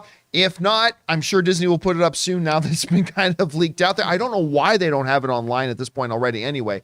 But anyway, what did you think about it? Whatever your thoughts are, jump down to the comment section below and leave those thoughts there. Okay, guys. With all that down, we're going to move into our live questions here in just a second. So we're going to open up the Super Chats now. Super Chats are now open. If you don't see them open, just go ahead and refresh your page. You'll probably see them open up there. Fire them on in, and we'll get to those in just a second. Remember, we only keep it open for a few minutes, so try to get them in quickly. But for now, we're going to go to hear from another one of the sponsors of our show today. Which sponsor did we say we got next? What's that? Policy Genius. Oh, that's right, because I was almost said Upside again, but we did Upside already. Our friends at Policy Genius. In these tumultuous times, life insurance can offer peace of mind that anyone who relies on you financially, a child, a parent, or even a business partner, will have a financial cushion if something happens to you. Policy Genius is an insurance comparison website that makes it easy to compare quotes from top companies like AIG and Prudential in one place to find your lowest price. You could save 50% or more on life insurance by comparing quotes with Policy Genius. Just click the link in the description or head to policygenius.com/Campea to get personalized quotes in minutes and find the right policy for your needs. The licensed agents at Policy Genius work for you, not the insurance companies. They're on hand through the entire process to help you understand your options so you can make decisions with confidence. Policy Genius doesn't add on extra fees. Your personal info is private. Policy Genius doesn't sell your details to third parties. Policy Genius has thousands of 5-star reviews across Google and Trustpilot. Policy Genius has options that offer coverage in as little as a week and avoid unnecessary medical exams. Since 2014, Policy Genius has helped over 30 million people shop for insurance and placed over $150 billion in coverage. Head to policygenius.com/Campea to get your free life insurance quotes and see how much you could save. And thank you to our friends at Policy Genius for sponsoring this episode of the John Campea Show. Okay, guys, with that down, let's go to your live questions. We're going to start off with, I think we got one or two from our channel members, right? We got one from the man with the master plan. He says, "Hey, Campea crew. First, welcome, Amy. You're doing a good job. Thank you. Second, I look forward to the season finale of Miss Marvel. Game day. Oh, yes. It's game day. Finally, look forward to all the ladies show, or to the all ladies show. Chris, get well soon." Yeah, I am. Obviously, that's not going to happen tomorrow because Aaron is still on vacation in Mexico and Chris is still recovering at home. But hopefully in the coming weeks, we'll be able to do that. I forgot with everything else going on and I'm going to that premiere tonight. Totally forgot that after the premiere, I get to go home and watch the finale of Ms. Marvel. I'm a little skeptical just because they're not going to be able to satisfactorily wrap up this series in one episode left. They're just not. but I have loved this show so far. So I am very excited about watching the next episode. And again, keep your eyes open. We're going to, of course, do an open spoiler discussion on it tomorrow. All right, what's next? Okay, we got one last one from Slarf. He just wrote in and said, "Hey everyone, saw Love and Thunder this weekend. I really enjoyed myself. Out of the 6 Phase 4 movies they've released, I still have Eternals and No Way Home at the top." Did you see that Eternals has been trending the last couple of days on Twitter? It's been like one of the big trending things on Twitter. Just everybody just all of a sudden are starting to appreciate Eternals. I don't think Eternals is one of the stronger MCU movies, and it certainly didn't live up to the hype. You remember going in there was some Marvel people saying this is the best movie Marvel has ever made. It certainly didn't live up to that. But I do think Eternals is underrated. I do too. I like that quite a bit. I'm a fan. All right, what's next? Oh yeah, no, we're going to the super chats now. Yep. Okay, what do we got in the super chats, Amy? We have the Richard, yep, and then Isaiah S. Thank you guys for super sending chats. those in. James Argenta said the final season of Better Call Saul reminds me of Game of Thrones, but in the real world, no one is safe. Plus, the GOAT Carol Burnett is guest starring in show. I'm not totally caught up. What? Carol Burnett is in it? That's craziness. That is heavy. Again, Love it. I am like 3 seasons behind. So By the way, no relation. no relation to Meyer Burnett. I am like 3 seasons behind on that, but everybody's just talking about how great the show has gotten. We don't deserve how good that show ended up being. Really? I just truly feel like it was like, oh, I guess that'll be cool. Like no one was quite sure of it, and I think they just completely pulled it out. Like All right. I think What's next? so good. We have Caden. My favorite comic series, The Death of Captain America Complete Collection, showed up today. So stoked. Also, that effing M3 teaser was amazing. LFG. What is M3? Oh, Mandalorian. Okay, guys, don't write in acronyms, please. It was amazing. It was absolutely amazing. Like I was watching this, just wishing I could watch it in actual 1080p Yeah, or 4K. or 4K, whatever. There's definitely one moment where the audience cheered, and my boyfriend and I were like, What was it? I couldn't quite. I'll take 720. I'll take 720. Give me 720. I'll be perfectly happy. You're right, man. It was really, really good. All right, what's next? Michael Bradley says, "Hello, John. After watching Doctor Strange 2 again, my biggest question that will probably not be answered is, how screwed is the 838 universe? No Illuminati, Mordo in charge, 838 Wanda a scapegoat?" I don't think we'll ever know. I mean, whenever you get these movies and TV shows that do like all the otherly dimensional things, they never really bother to check in with the other dimension. The one exception to that would be Star Trek with the what's The mirror universe. The mirror universe. Star Trek will go back and visit the mirror universe once again, but that's about it. And all the other movies and TV shows, whatever happens there happens there. All right, what's next? Alex Mata said, "Not only Mando, but the Ahsoka trailer leaked. I think they'll drop both. Trailers. Hype for both." I did not know the Ahsoka one. Neither did I. So I haven't seen that. Listen, everybody knows I've never liked the Ahsoka character. I started to have a little bit of an appreciation for her in Rebels, but when Rosario Dawson showed up playing Ahsoka, now I got invested in Ahsoka. Like now I'm looking forward. I'm really looking forward to this show, and I cannot wait to see that teaser. All right, what's next? Suthius said, "Gunn's second Guardians or Waititi's second Thor?" Gunn's second Guardians. Yeah. Both not as good as the previous installments. Like Guardians 2 is not as good as Guardians 1. Thor Love and Thunder is not as good as Ragnarok. But I put Guardians 2 a little bit ahead. I do too. I like Guardians 2 a lot. It's not as good as Guardians 1, but I really like it. What about you? Oh, by a mile, Guardians. Yeah, I agree. All right, what's next? Jay Master said, "MCU Disney Plus Emmy nominations: Loki 6 Emmys, Moon Knight 8 Emmys, Hawkeye 2 Emmys, What If 3 Emmys, which includes an Emmy for Chadwick Boseman voiceover work for T'Challa." Yeah, I'm going to be honest with you. One of the reasons I don't pay a lot of attention to the Emmys, other than best drama series, best comedy series, Right. there's way too many categories. There's a category for everything. Best craft service of a limited series that aired in October.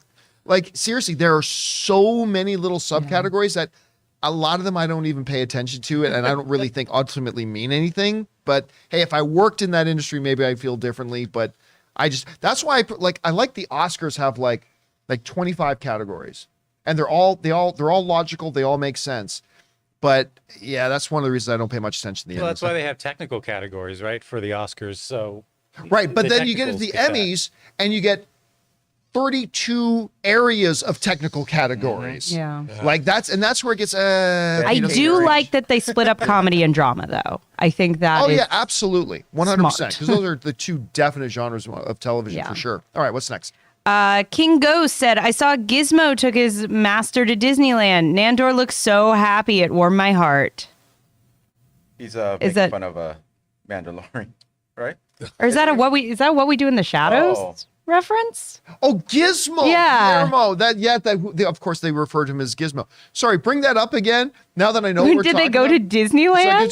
So Disney and Lando look so happy. I don't know what is there some kind of, is there but an in ad theory, out there? I'm delighted by it. Yes, is there an ad for that somewhere? Is it a commercial we're talking about? I don't know, but I'd like to see it if it is. All right, what's next? Hayden Wilson said, Rob's voice on the sponsor video sounds like God. Rob's got a voice made for radio, man. Well, I have to tell you that I did do the voice of Moses in Tango Shalom. That's right. I forgot about that. Did do a little, so perhaps I am God. I don't know. All right, what's next? Thanks, though. Amin said, if you were in charge of Netflix, what would you do? I would stop spending ridiculous amounts of money on original films that don't get me returned. That's the Bring main back thing. Mindhunter. And bring back Mindhunter. All right, what's Yeah, next? last season of Glow, goddammit. Stubble McShave said, Marcel the Show with Shoes On has a 99% critic and 98% audience score. Both Marcel and Mad God look highly original. Make sure to check them out. To be honest with you, still haven't even watched the trailer.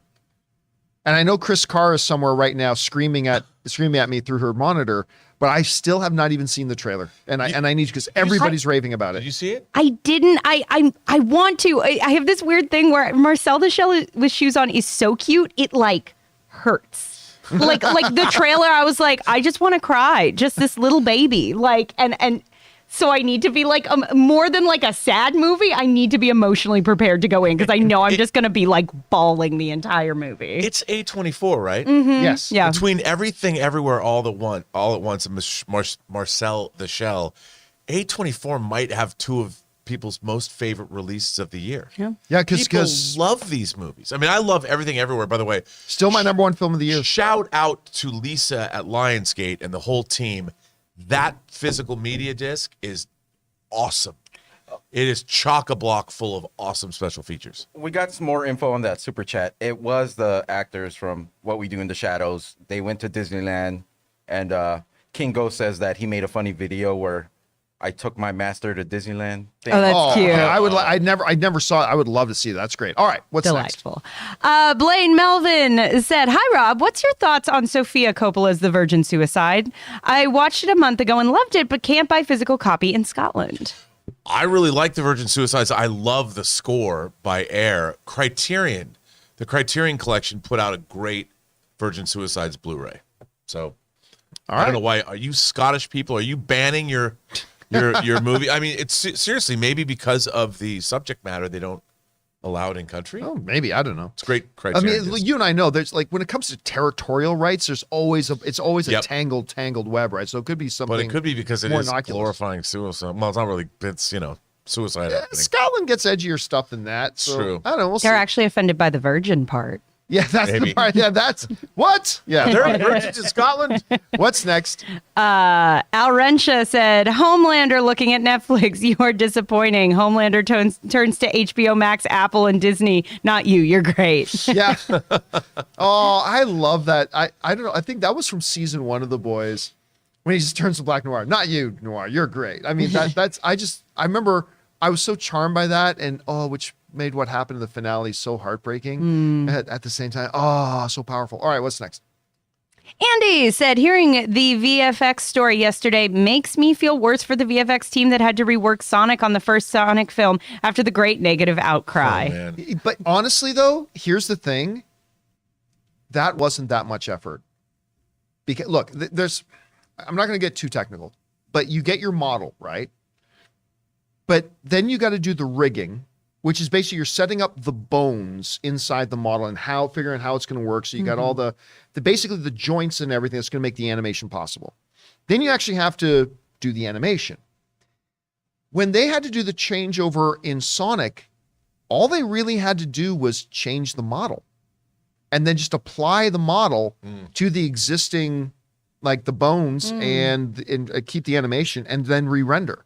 not a simple process that could be done overnight, not at all, but it wasn't nearly as exhaustive as, say, some other reworks had to have been. There's not just like a button that's like, oh, undo the human teeth. Yes, yes. All right, what's next? Danito says, didn't think through my question yesterday. Obviously, Feige can't move Marvel himself without major and admittedly unrealistic contract negotiations. Though I do believe he has a ton of bargaining power and should push for more control, especially with Zaslav at his door. This, of course, is all speculation. See, here's the thing, Danito. Like, you got to remember this. Kevin Feige is nothing more than an employee. That's it. He has no bargaining power. He is an employee. He has zero ownership. He has no control. He is an employee. In as much as he worked at a 7-Eleven.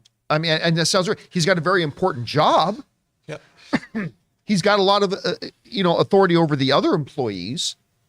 But Kevin Feige is nothing more, at the end of the day, an employee of the company. So he has zero control, zero leverage. There is no way, unless Elon Musk went to him and said, here, Kev, here's $20 billion. Buy it from Disney. Which I'm pretty sure Elon Musk is not going to do, because if he did, he would just back out of the deal 2 weeks later. So yeah, that's the thing. There is a misinterpretation about how much power and leverage Kevin Feige has. He really doesn't have any. I don't know, Rob, how would you address Well, no, that's exactly right. He doesn't own Marvel. Like, you can't take it anywhere. Yeah. It'd be like, as much as I might want to take Star Wars somewhere, I can't. Better yet, Star Trek, maybe Paramount will just give it to me. It's to CBS. You can't do that. He doesn't have any ownership. Like you said, he is an employee, a very important employee, very well-paid employee, certainly somebody valued by the company, and he's not going anywhere. It's but like he can't Steve take Martin. Marvel with him. It's like Steve Martin in The Jerk. He's like, and I'm taking this lamp, and I'm taking my chair. All right, what's next? Andy said, have you guys seen the HBO miniseries We Own This City? It's developed by The Wire creator David Simon and is based on a true story of police corruption. No, but I saw the previews for it, and I remember I was really intrigued by it. It's awesome. It's really, really good. And it's got somebody notable in it. Our favorite Punisher. You know, Thomas Jane? No. Well, is he your favorite Is Thomas Jane your favorite Punisher? Well, no, I just thought yours is No, John Bernthal? this got John awkward. Bernthal. Listen, there have been a couple of really, like Thomas Jane, the guy from Rome, who Ray. Oh yeah, Ray Stevenson. Right, yeah. like Ray Stevenson. That was a good like Punisher. that's my favorite Punisher thing, actually. Like Punisher Warzone Yeah, is actually my favorite Punisher. It's really good. That's I like that. It But I like never, all no three one of ever them. talks about it. I know. No, You they know? don't. And it's. I agree with you. It's really good. I really like Punisher Warzone a lot. All right. Anyway, what's next? Didn't even really address the question there. Oh yeah. So what was it? Oh yeah. No. Again, okay. I haven't It's worth seen it, but watching. I've heard it's quite It's good. really good, and I didn't know it was based on a true story though. But it's police corruption stories. It's really well. They're always fascinating. All right. Always What's next? Jay Masters said the Beatles Get Back docuseries directed by Peter Jackson received 5 Emmy nominations, which includes an Emmy for Peter Jackson for Best Director. Again, there were probably 12 or 13 Best Director categories. And so I don't tend to pay a lot of attention to it. I'm not a Beatles guy, and somewhere Scott Mance is screaming at me through his computer monitor. I'm not really a Beatles guy, so I never did watch it. Did you watch the Beatles documentary? Yeah, it's incredible. Is it good? It's But pretty, here's the yeah. thing. What's interesting about that credit to me is that, that footage is 50 years old. Right. And so Peter Jackson wasn't there when it was shot. And I mean, I understand when you're a documentarian, you put footage together and you are the director, but it's kind of cool that, he rescued this footage. And it's, John, I've seen some of the remastered footage, and it looks like it was shot yesterday. yeah, on as a an song and 8K dance camera. man, dude, I have to tell you, it is so fascinating watching them working. It's like I've never seen anything like it. And like you said, they've up-res I think it was 16 millimeter that was scanned at 4K, and you're watching this. And then they put together the rooftop concert as a separate IMAX film. And it's like, it's such an invaluable look at this creative process. It's, for if no other reason, it's marvelous to see. All right. It's like the Webb telescope version of the Beatles. All right, what's next? Richard Cutts says Salem's Lot is one of my most anticipated films. It was just delayed to April 2023. Really bummed. Yeah, heard about that. They showed us a pretty decent preview for it at CinemaCon, in which we went, wait a minute, this looks pretty good. So yeah, I heard about the delay. I haven't heard any reasons for the delay yet. There was reshoots in May. Or were there? Yeah, so they did reshoots. I think it was in May. Pretty sure it was in May. So maybe they're just, they wanted more time for post. All right, that makes sense. All right, what's next? Seconds from Disaster said, bad signal on the lake yesterday, so my part 2 was that I loved Thor 4, but I was the only asshole cracking up the whole time. It was hilarious, but... You're going to love this, but this second part didn't come through yet. Oh, no! Get off the lake! Well, and they even ended on a cliffhanger of, it was hilarious, but... He is seconds from Disaster. Oh, Ray's got it. Yeah. But he said, but to be honest, it could have had a little less humor and more god butchering. Good runtime, but a few things didn't make sense, which is okay. I had a great time. Yeah, look, I feel the same way. I recognize, and will complain a lot about some of the shortfalls. Again, I feel a little thing they could have done was, and this doesn't spoil anything for anybody, they could have added one more scene of Gore butchering a god. I think it would have added another emotional layer that would have covered over the entire rest of the film. It would have had a heightened sense of dread whenever he came on screen. And because we didn't actually see Gore do any god butchering in the movie. Stakes a bit. And I think just one extra scene with that could have made, it wouldn't have turned it into one of the top 5 comic book movies of all time. Don't get me wrong. But I think it would have made it a significant impact on the film had they just done that one little thing. All right, what's next? Andy said, why is Soldier Boy okay with killing his own son and grandson? Because family don't end in blood to Dean Winchester. Dean ain't taking no guff. I don't care if you're my son or my grandson. Oh, God. Listen, that final confrontation before the fight started, the conversation between Homelander and Soldier Boy was awesome. Just when he puts his hand on his shoulder and says, you are such a disappointment. I'm like, oh my God, because this is the first time Homelander can ever have anybody standing next to him and speak to him like that, right? I love the final episode of The Boys. I loved it so much. I love this show. Okay, what's next? Troy Butler said, would you guys say the MCU is on life support or dying as a franchise? No, that's ridiculous. That's okay. I'll go once. That was preposterous. Let's see. Spider-Man No Way Home became the 3rd biggest grossing film of all time. Doctor Strange nearly hit $1 billion. The newest Thor movie just opened to the biggest opening the Thor franchise has ever had. A whole bunch of Emmy nominations going on. Now, look, I am the guy who keeps saying that I do not think Phase 4 lives up to the previous phases. And I just made a whole video about the 5 problems that I believe are facing the MCU right now and the 5 problems they're suffering with right now. So I am well aware that I don't think, you guys got to know, I do not believe Marvel is firing on all cylinders right now. No doubt. But it's preposterous to say that it is dying or on life support. Like that would be utterly ridiculous. I think too that you have to take into consideration the we as fans, what we want or expect from the movies and the actual business the movies are doing. So a lot of times we don't think that way. If we don't like a movie, we're like, this franchise is terrible. But if it still makes $1 billion, is it though? Because people are going. Yeah. All right. What's next? Jerome said, think Butcher could have still killed Homelander without Ryan getting hurt? No. I think the joy or the hero-gasm scene kind of showed that Butcher would not be capable of taking out Homelander himself. So no, I don't think Butcher could have taken him out. All right, what's next?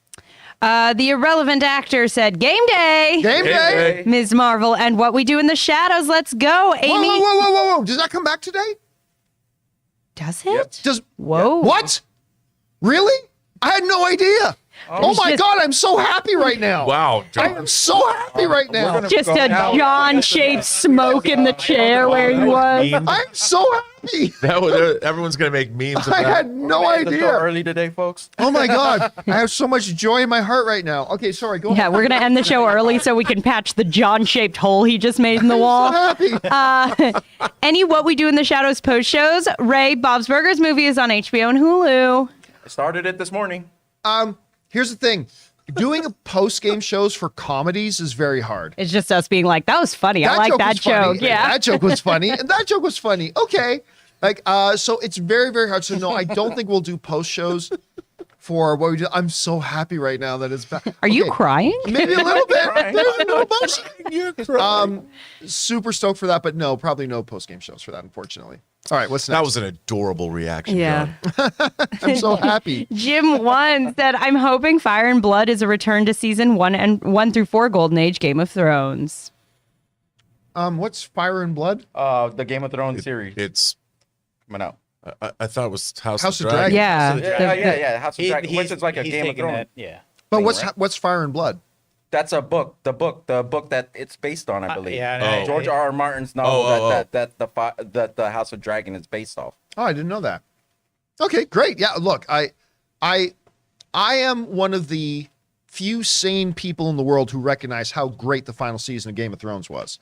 Most people on the rest of the world got hit with some kind of global, I wish I could do a spit take right behind you. yeah, some global infection that perverted everybody's thought, whatever. But look, what is clear is that there were a bunch of people who didn't like, despite the fact that it set all the records for winning the most Emmys out of any TV show in history, did the final season of Game of Thrones. But it needs to be good because there are a bunch of people who did not appreciate the final season of Game of Thrones.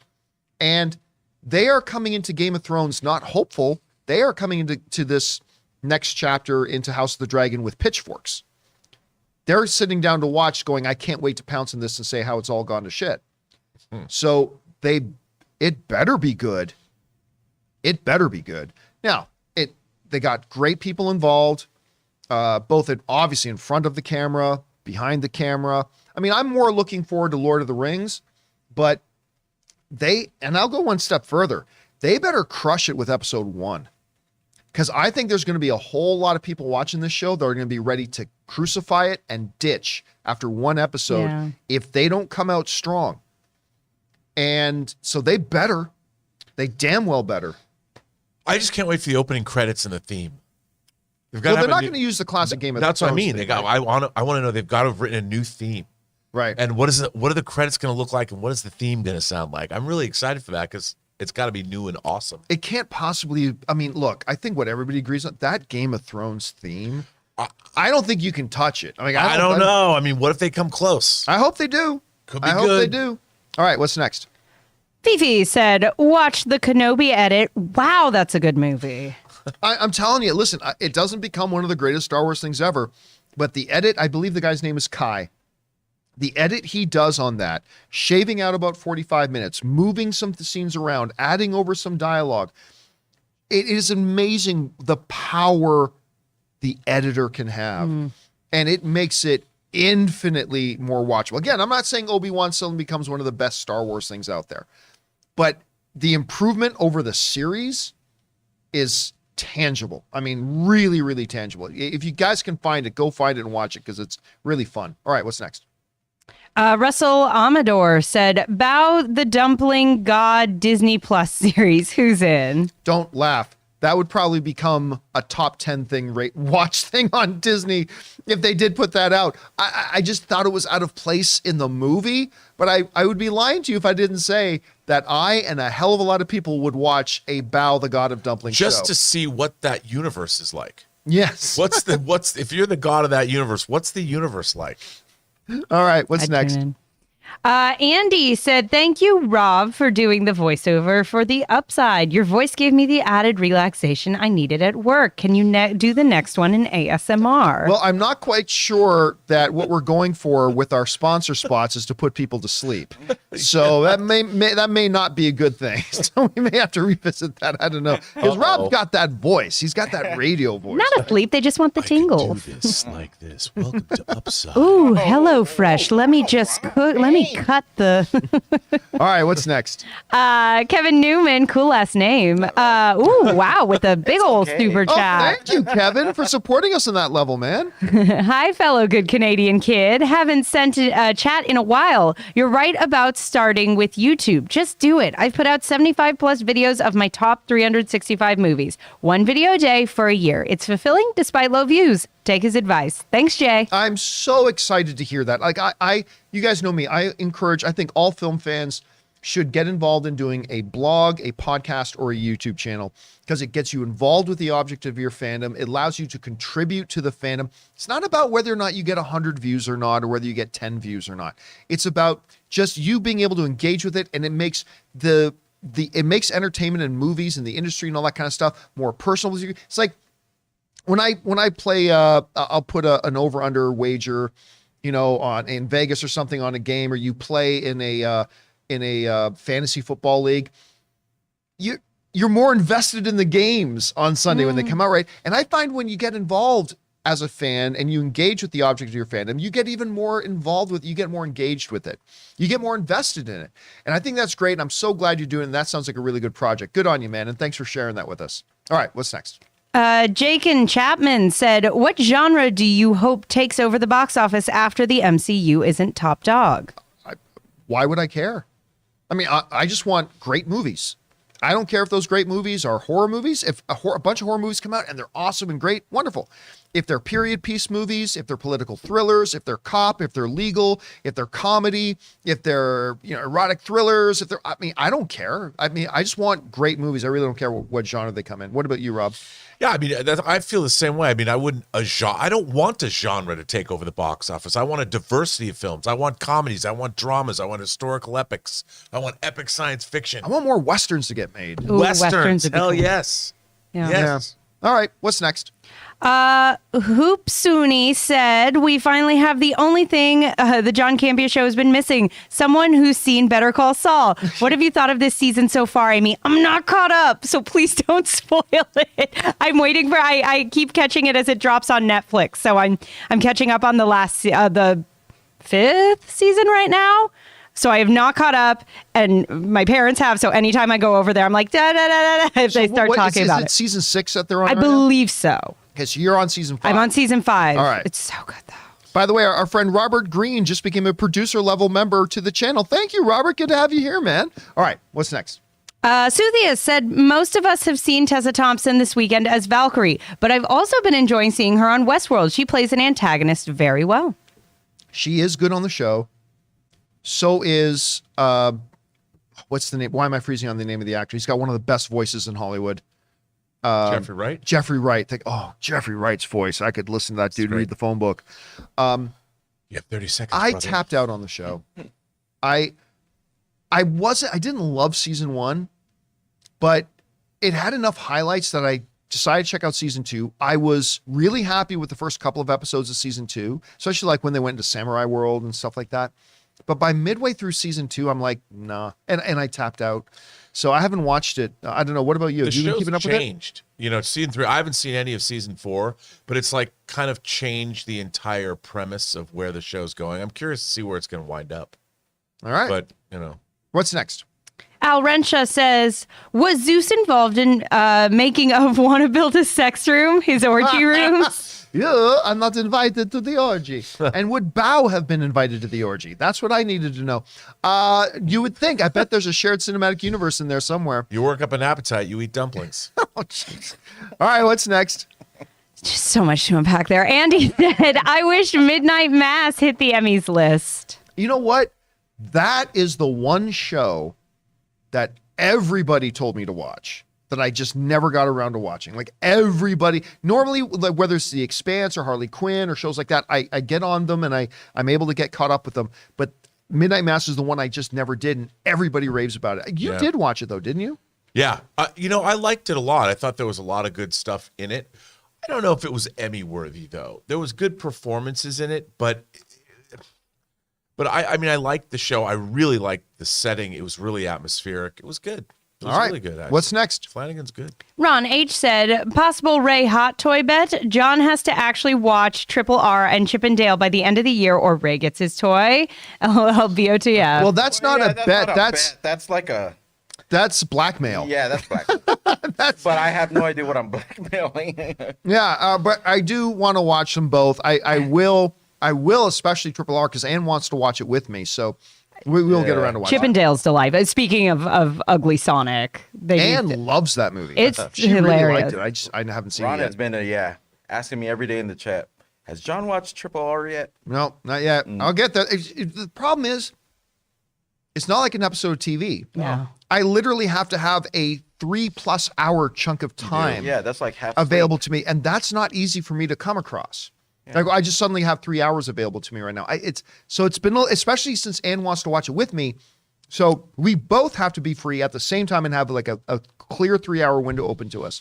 So it's taken us a little while to get around to it. Should really bring back the intermission, like just a nice clear spot of like, all right, finish this tomorrow. I mean, yeah, it's tough for us to do that because then we don't know when we're going to get the next time that we want to do this. All right, what's next? Cynthia said, speaking of Westworld, Tandy Newton is amazing as the badass synthetic being protagonist Maeve. 2 great Maeve characters in shows currently, the other being a superpowered being. I loved that Maeve in The Boys because in season 1, they meant she is, other than Homelander, she's the most powerful of the 7. But other than seeing an armored truck run into her, they've never really shown us what she can truly do. No. And to finally see her and Homelander go toe to toe was great. I love that. I've never been a big Tandy Newton fan. But her work, I got to say, even though I tapped out on the show, her work in Westworld was very good. Oh yeah, she's great. For what I saw of it. So yeah, I liked her a lot in that. All right, what's next? P-Dot said, X-Men and MCU, no, because Fox movies, similar to comics, was topic coexistence of mutants in society. It made it profound, but people already coexist with powered people in MCU. Again, how they're going to bring the X-Men in has been the billion-dollar question. Like everything from they've been there the whole time, which I believe is very problematic, to say they just show up now, which is very problematic, I loved the idea that was floating around there that Wanda was going to bring them into being, all that kind of stuff. That was interesting too, but how they're actually going to do it, I don't know. Look, I feel confident saying this. There is no really good way to do it.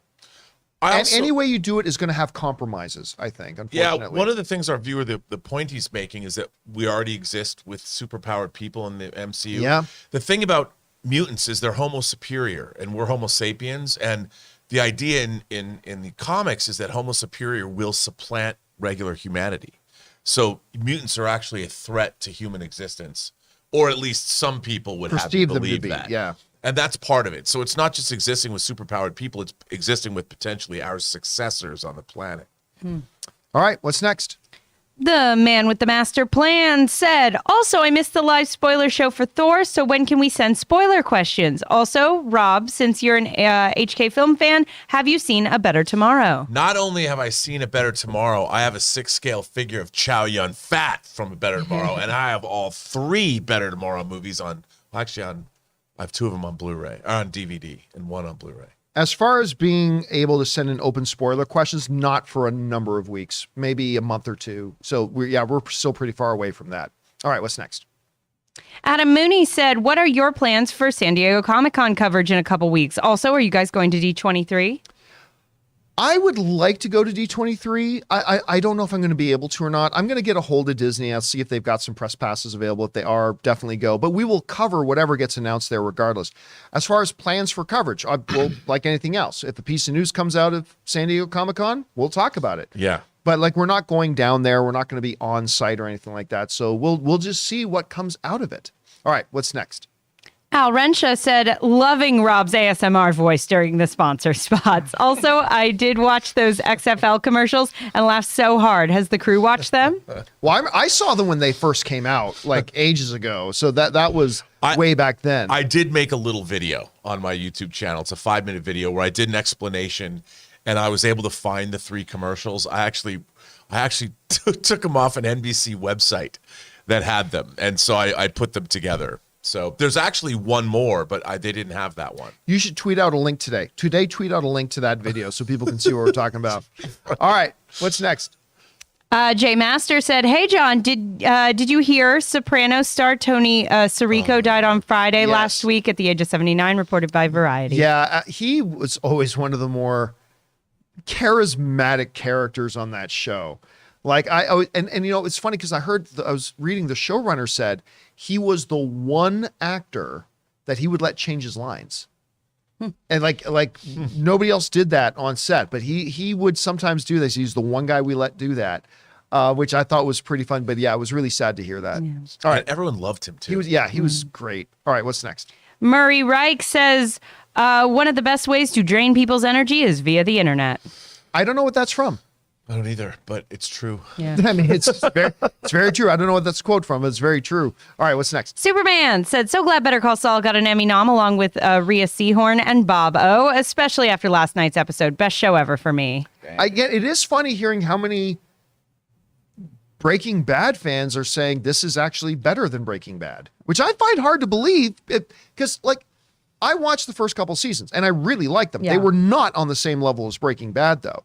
But to hear that it's gotten that good, that it's even a conversation, that's enticing. She's phenomenal, too. I think she's absolutely part of the reason the show is like that loved and that respected. Her performance is just... And speaking of Odenkirk, if you haven't seen Nobody, see Nobody. Yeah. He's so good in that. So good. All right, what's next? Cincinnati's 5-star barber says, so in my opinion, The Offer is simply the best television I've seen in years. I could not take my eyes off of Matthew Good and any scene he was in. He and the entire cast were amazing. So unbelievably fire. I was actually, I think Yellowstone was purely snubbed. I was surprised not to see any of The Offer. Yeah, because The Offer really is. And you think maybe that's next year? Maybe. Yeah, was it up? I don't know, because first of all, Better Call Saul's nominated. It's not even finished airing. But they did split the season up. Yes, but the season isn't complete, right? So I don't know if there's a technicality in there or not, because it's got everything. It's got everything you'd think Emmy voters would want. It's incredibly good. The performances are fantastic. Matthew Good as the head of Paramount. I mean, that's Emmy worthy. So I don't know. Maybe there was a technicality. I don't know. But the Better Call Saul thing is very confusing to me, considering it's still airing right now. That's all right. Interesting. What's next? Al Renshaw said, I remember when Mickey Rourke was drunk on Graham Norton show and was hitting on another female guest. That scans. I never. Yeah, I want to go watch that right now. I'm not aware of that one myself, but now I'd be curious to see it. Man, do I love the Graham Norton show. It's so good. You know, if I ever went on any talk show for any reason, that would be a dream of mine, to go on to Graham Norton just to get drunk with him. All right, what's next? And Mickey Rourke, apparently. Murray Reich said, had 8 minutes of ad before the trailer started for Thor 4, then 25 minutes of trailers. Now, the 8 minutes was before the scheduled showtime. Like, if the scheduled showtime was 7 p.m., you walked in there at 6:52, and I started seeing ads starting at 7. No, so have I. Yeah. So have I. I'm just saying that if the ads played before the scheduled showtime, I have no problem with that. I know, because you say the show starts at 7. If I'm in there before 7, nothing wrong with you showing tons of ads before the showtime.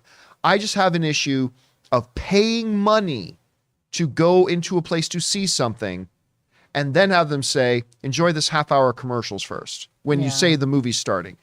That is a problem, but it would depend. But otherwise, that sounds terrible, man. All right, what's next?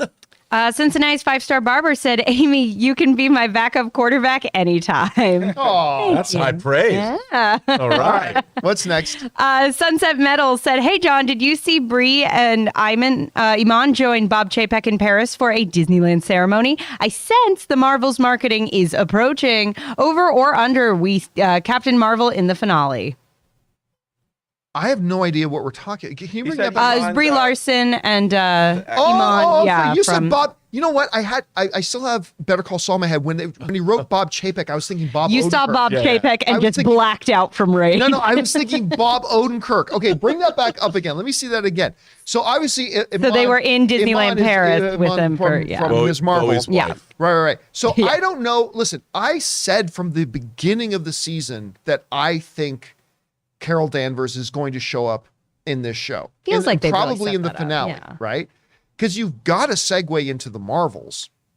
So I have always thought that I don't think them showing up at a Disneyland together necessarily means anything. Because remember, they've already shot the Marvels. So they've been hanging out a lot already. So I do not believe them being together at Disneyland tells us that Captain Marvel is going to be in the finale of Ms. Marvel. But I've always thought she would be anyway. So we'll find out in 12 hours. 12 hours excited. from now, we will I'm find excited. out. All right, what's next? Gotta stay awake. Alan Ling said, "Hey, John and crew. I decided to start posting movie reviews of my own on Instagram. I take pics of the movie posters at the theaters as thumbnails to accompany my reviews." See, that is, again, Instagram is a great avenue for doing that as well. I know a lot of people actually do their whole thing on Instagram. That's another great avenue to do it with this. Good for you for the creativity, man. That's great. All right, what's next? Love that. That's it. Oh, that's That's it. it. All right, it. guys. And that'll do it for today's installment of the John Campea Show. Thank you so much for being here, guys, and making this show part of your day. Big special thank you to all you guys who sent in those super chats. Number one, because you gave us great fun things to talk about. Number two, you supported this channel as you did it, and all of us involved with the show. Thank you so much for your support.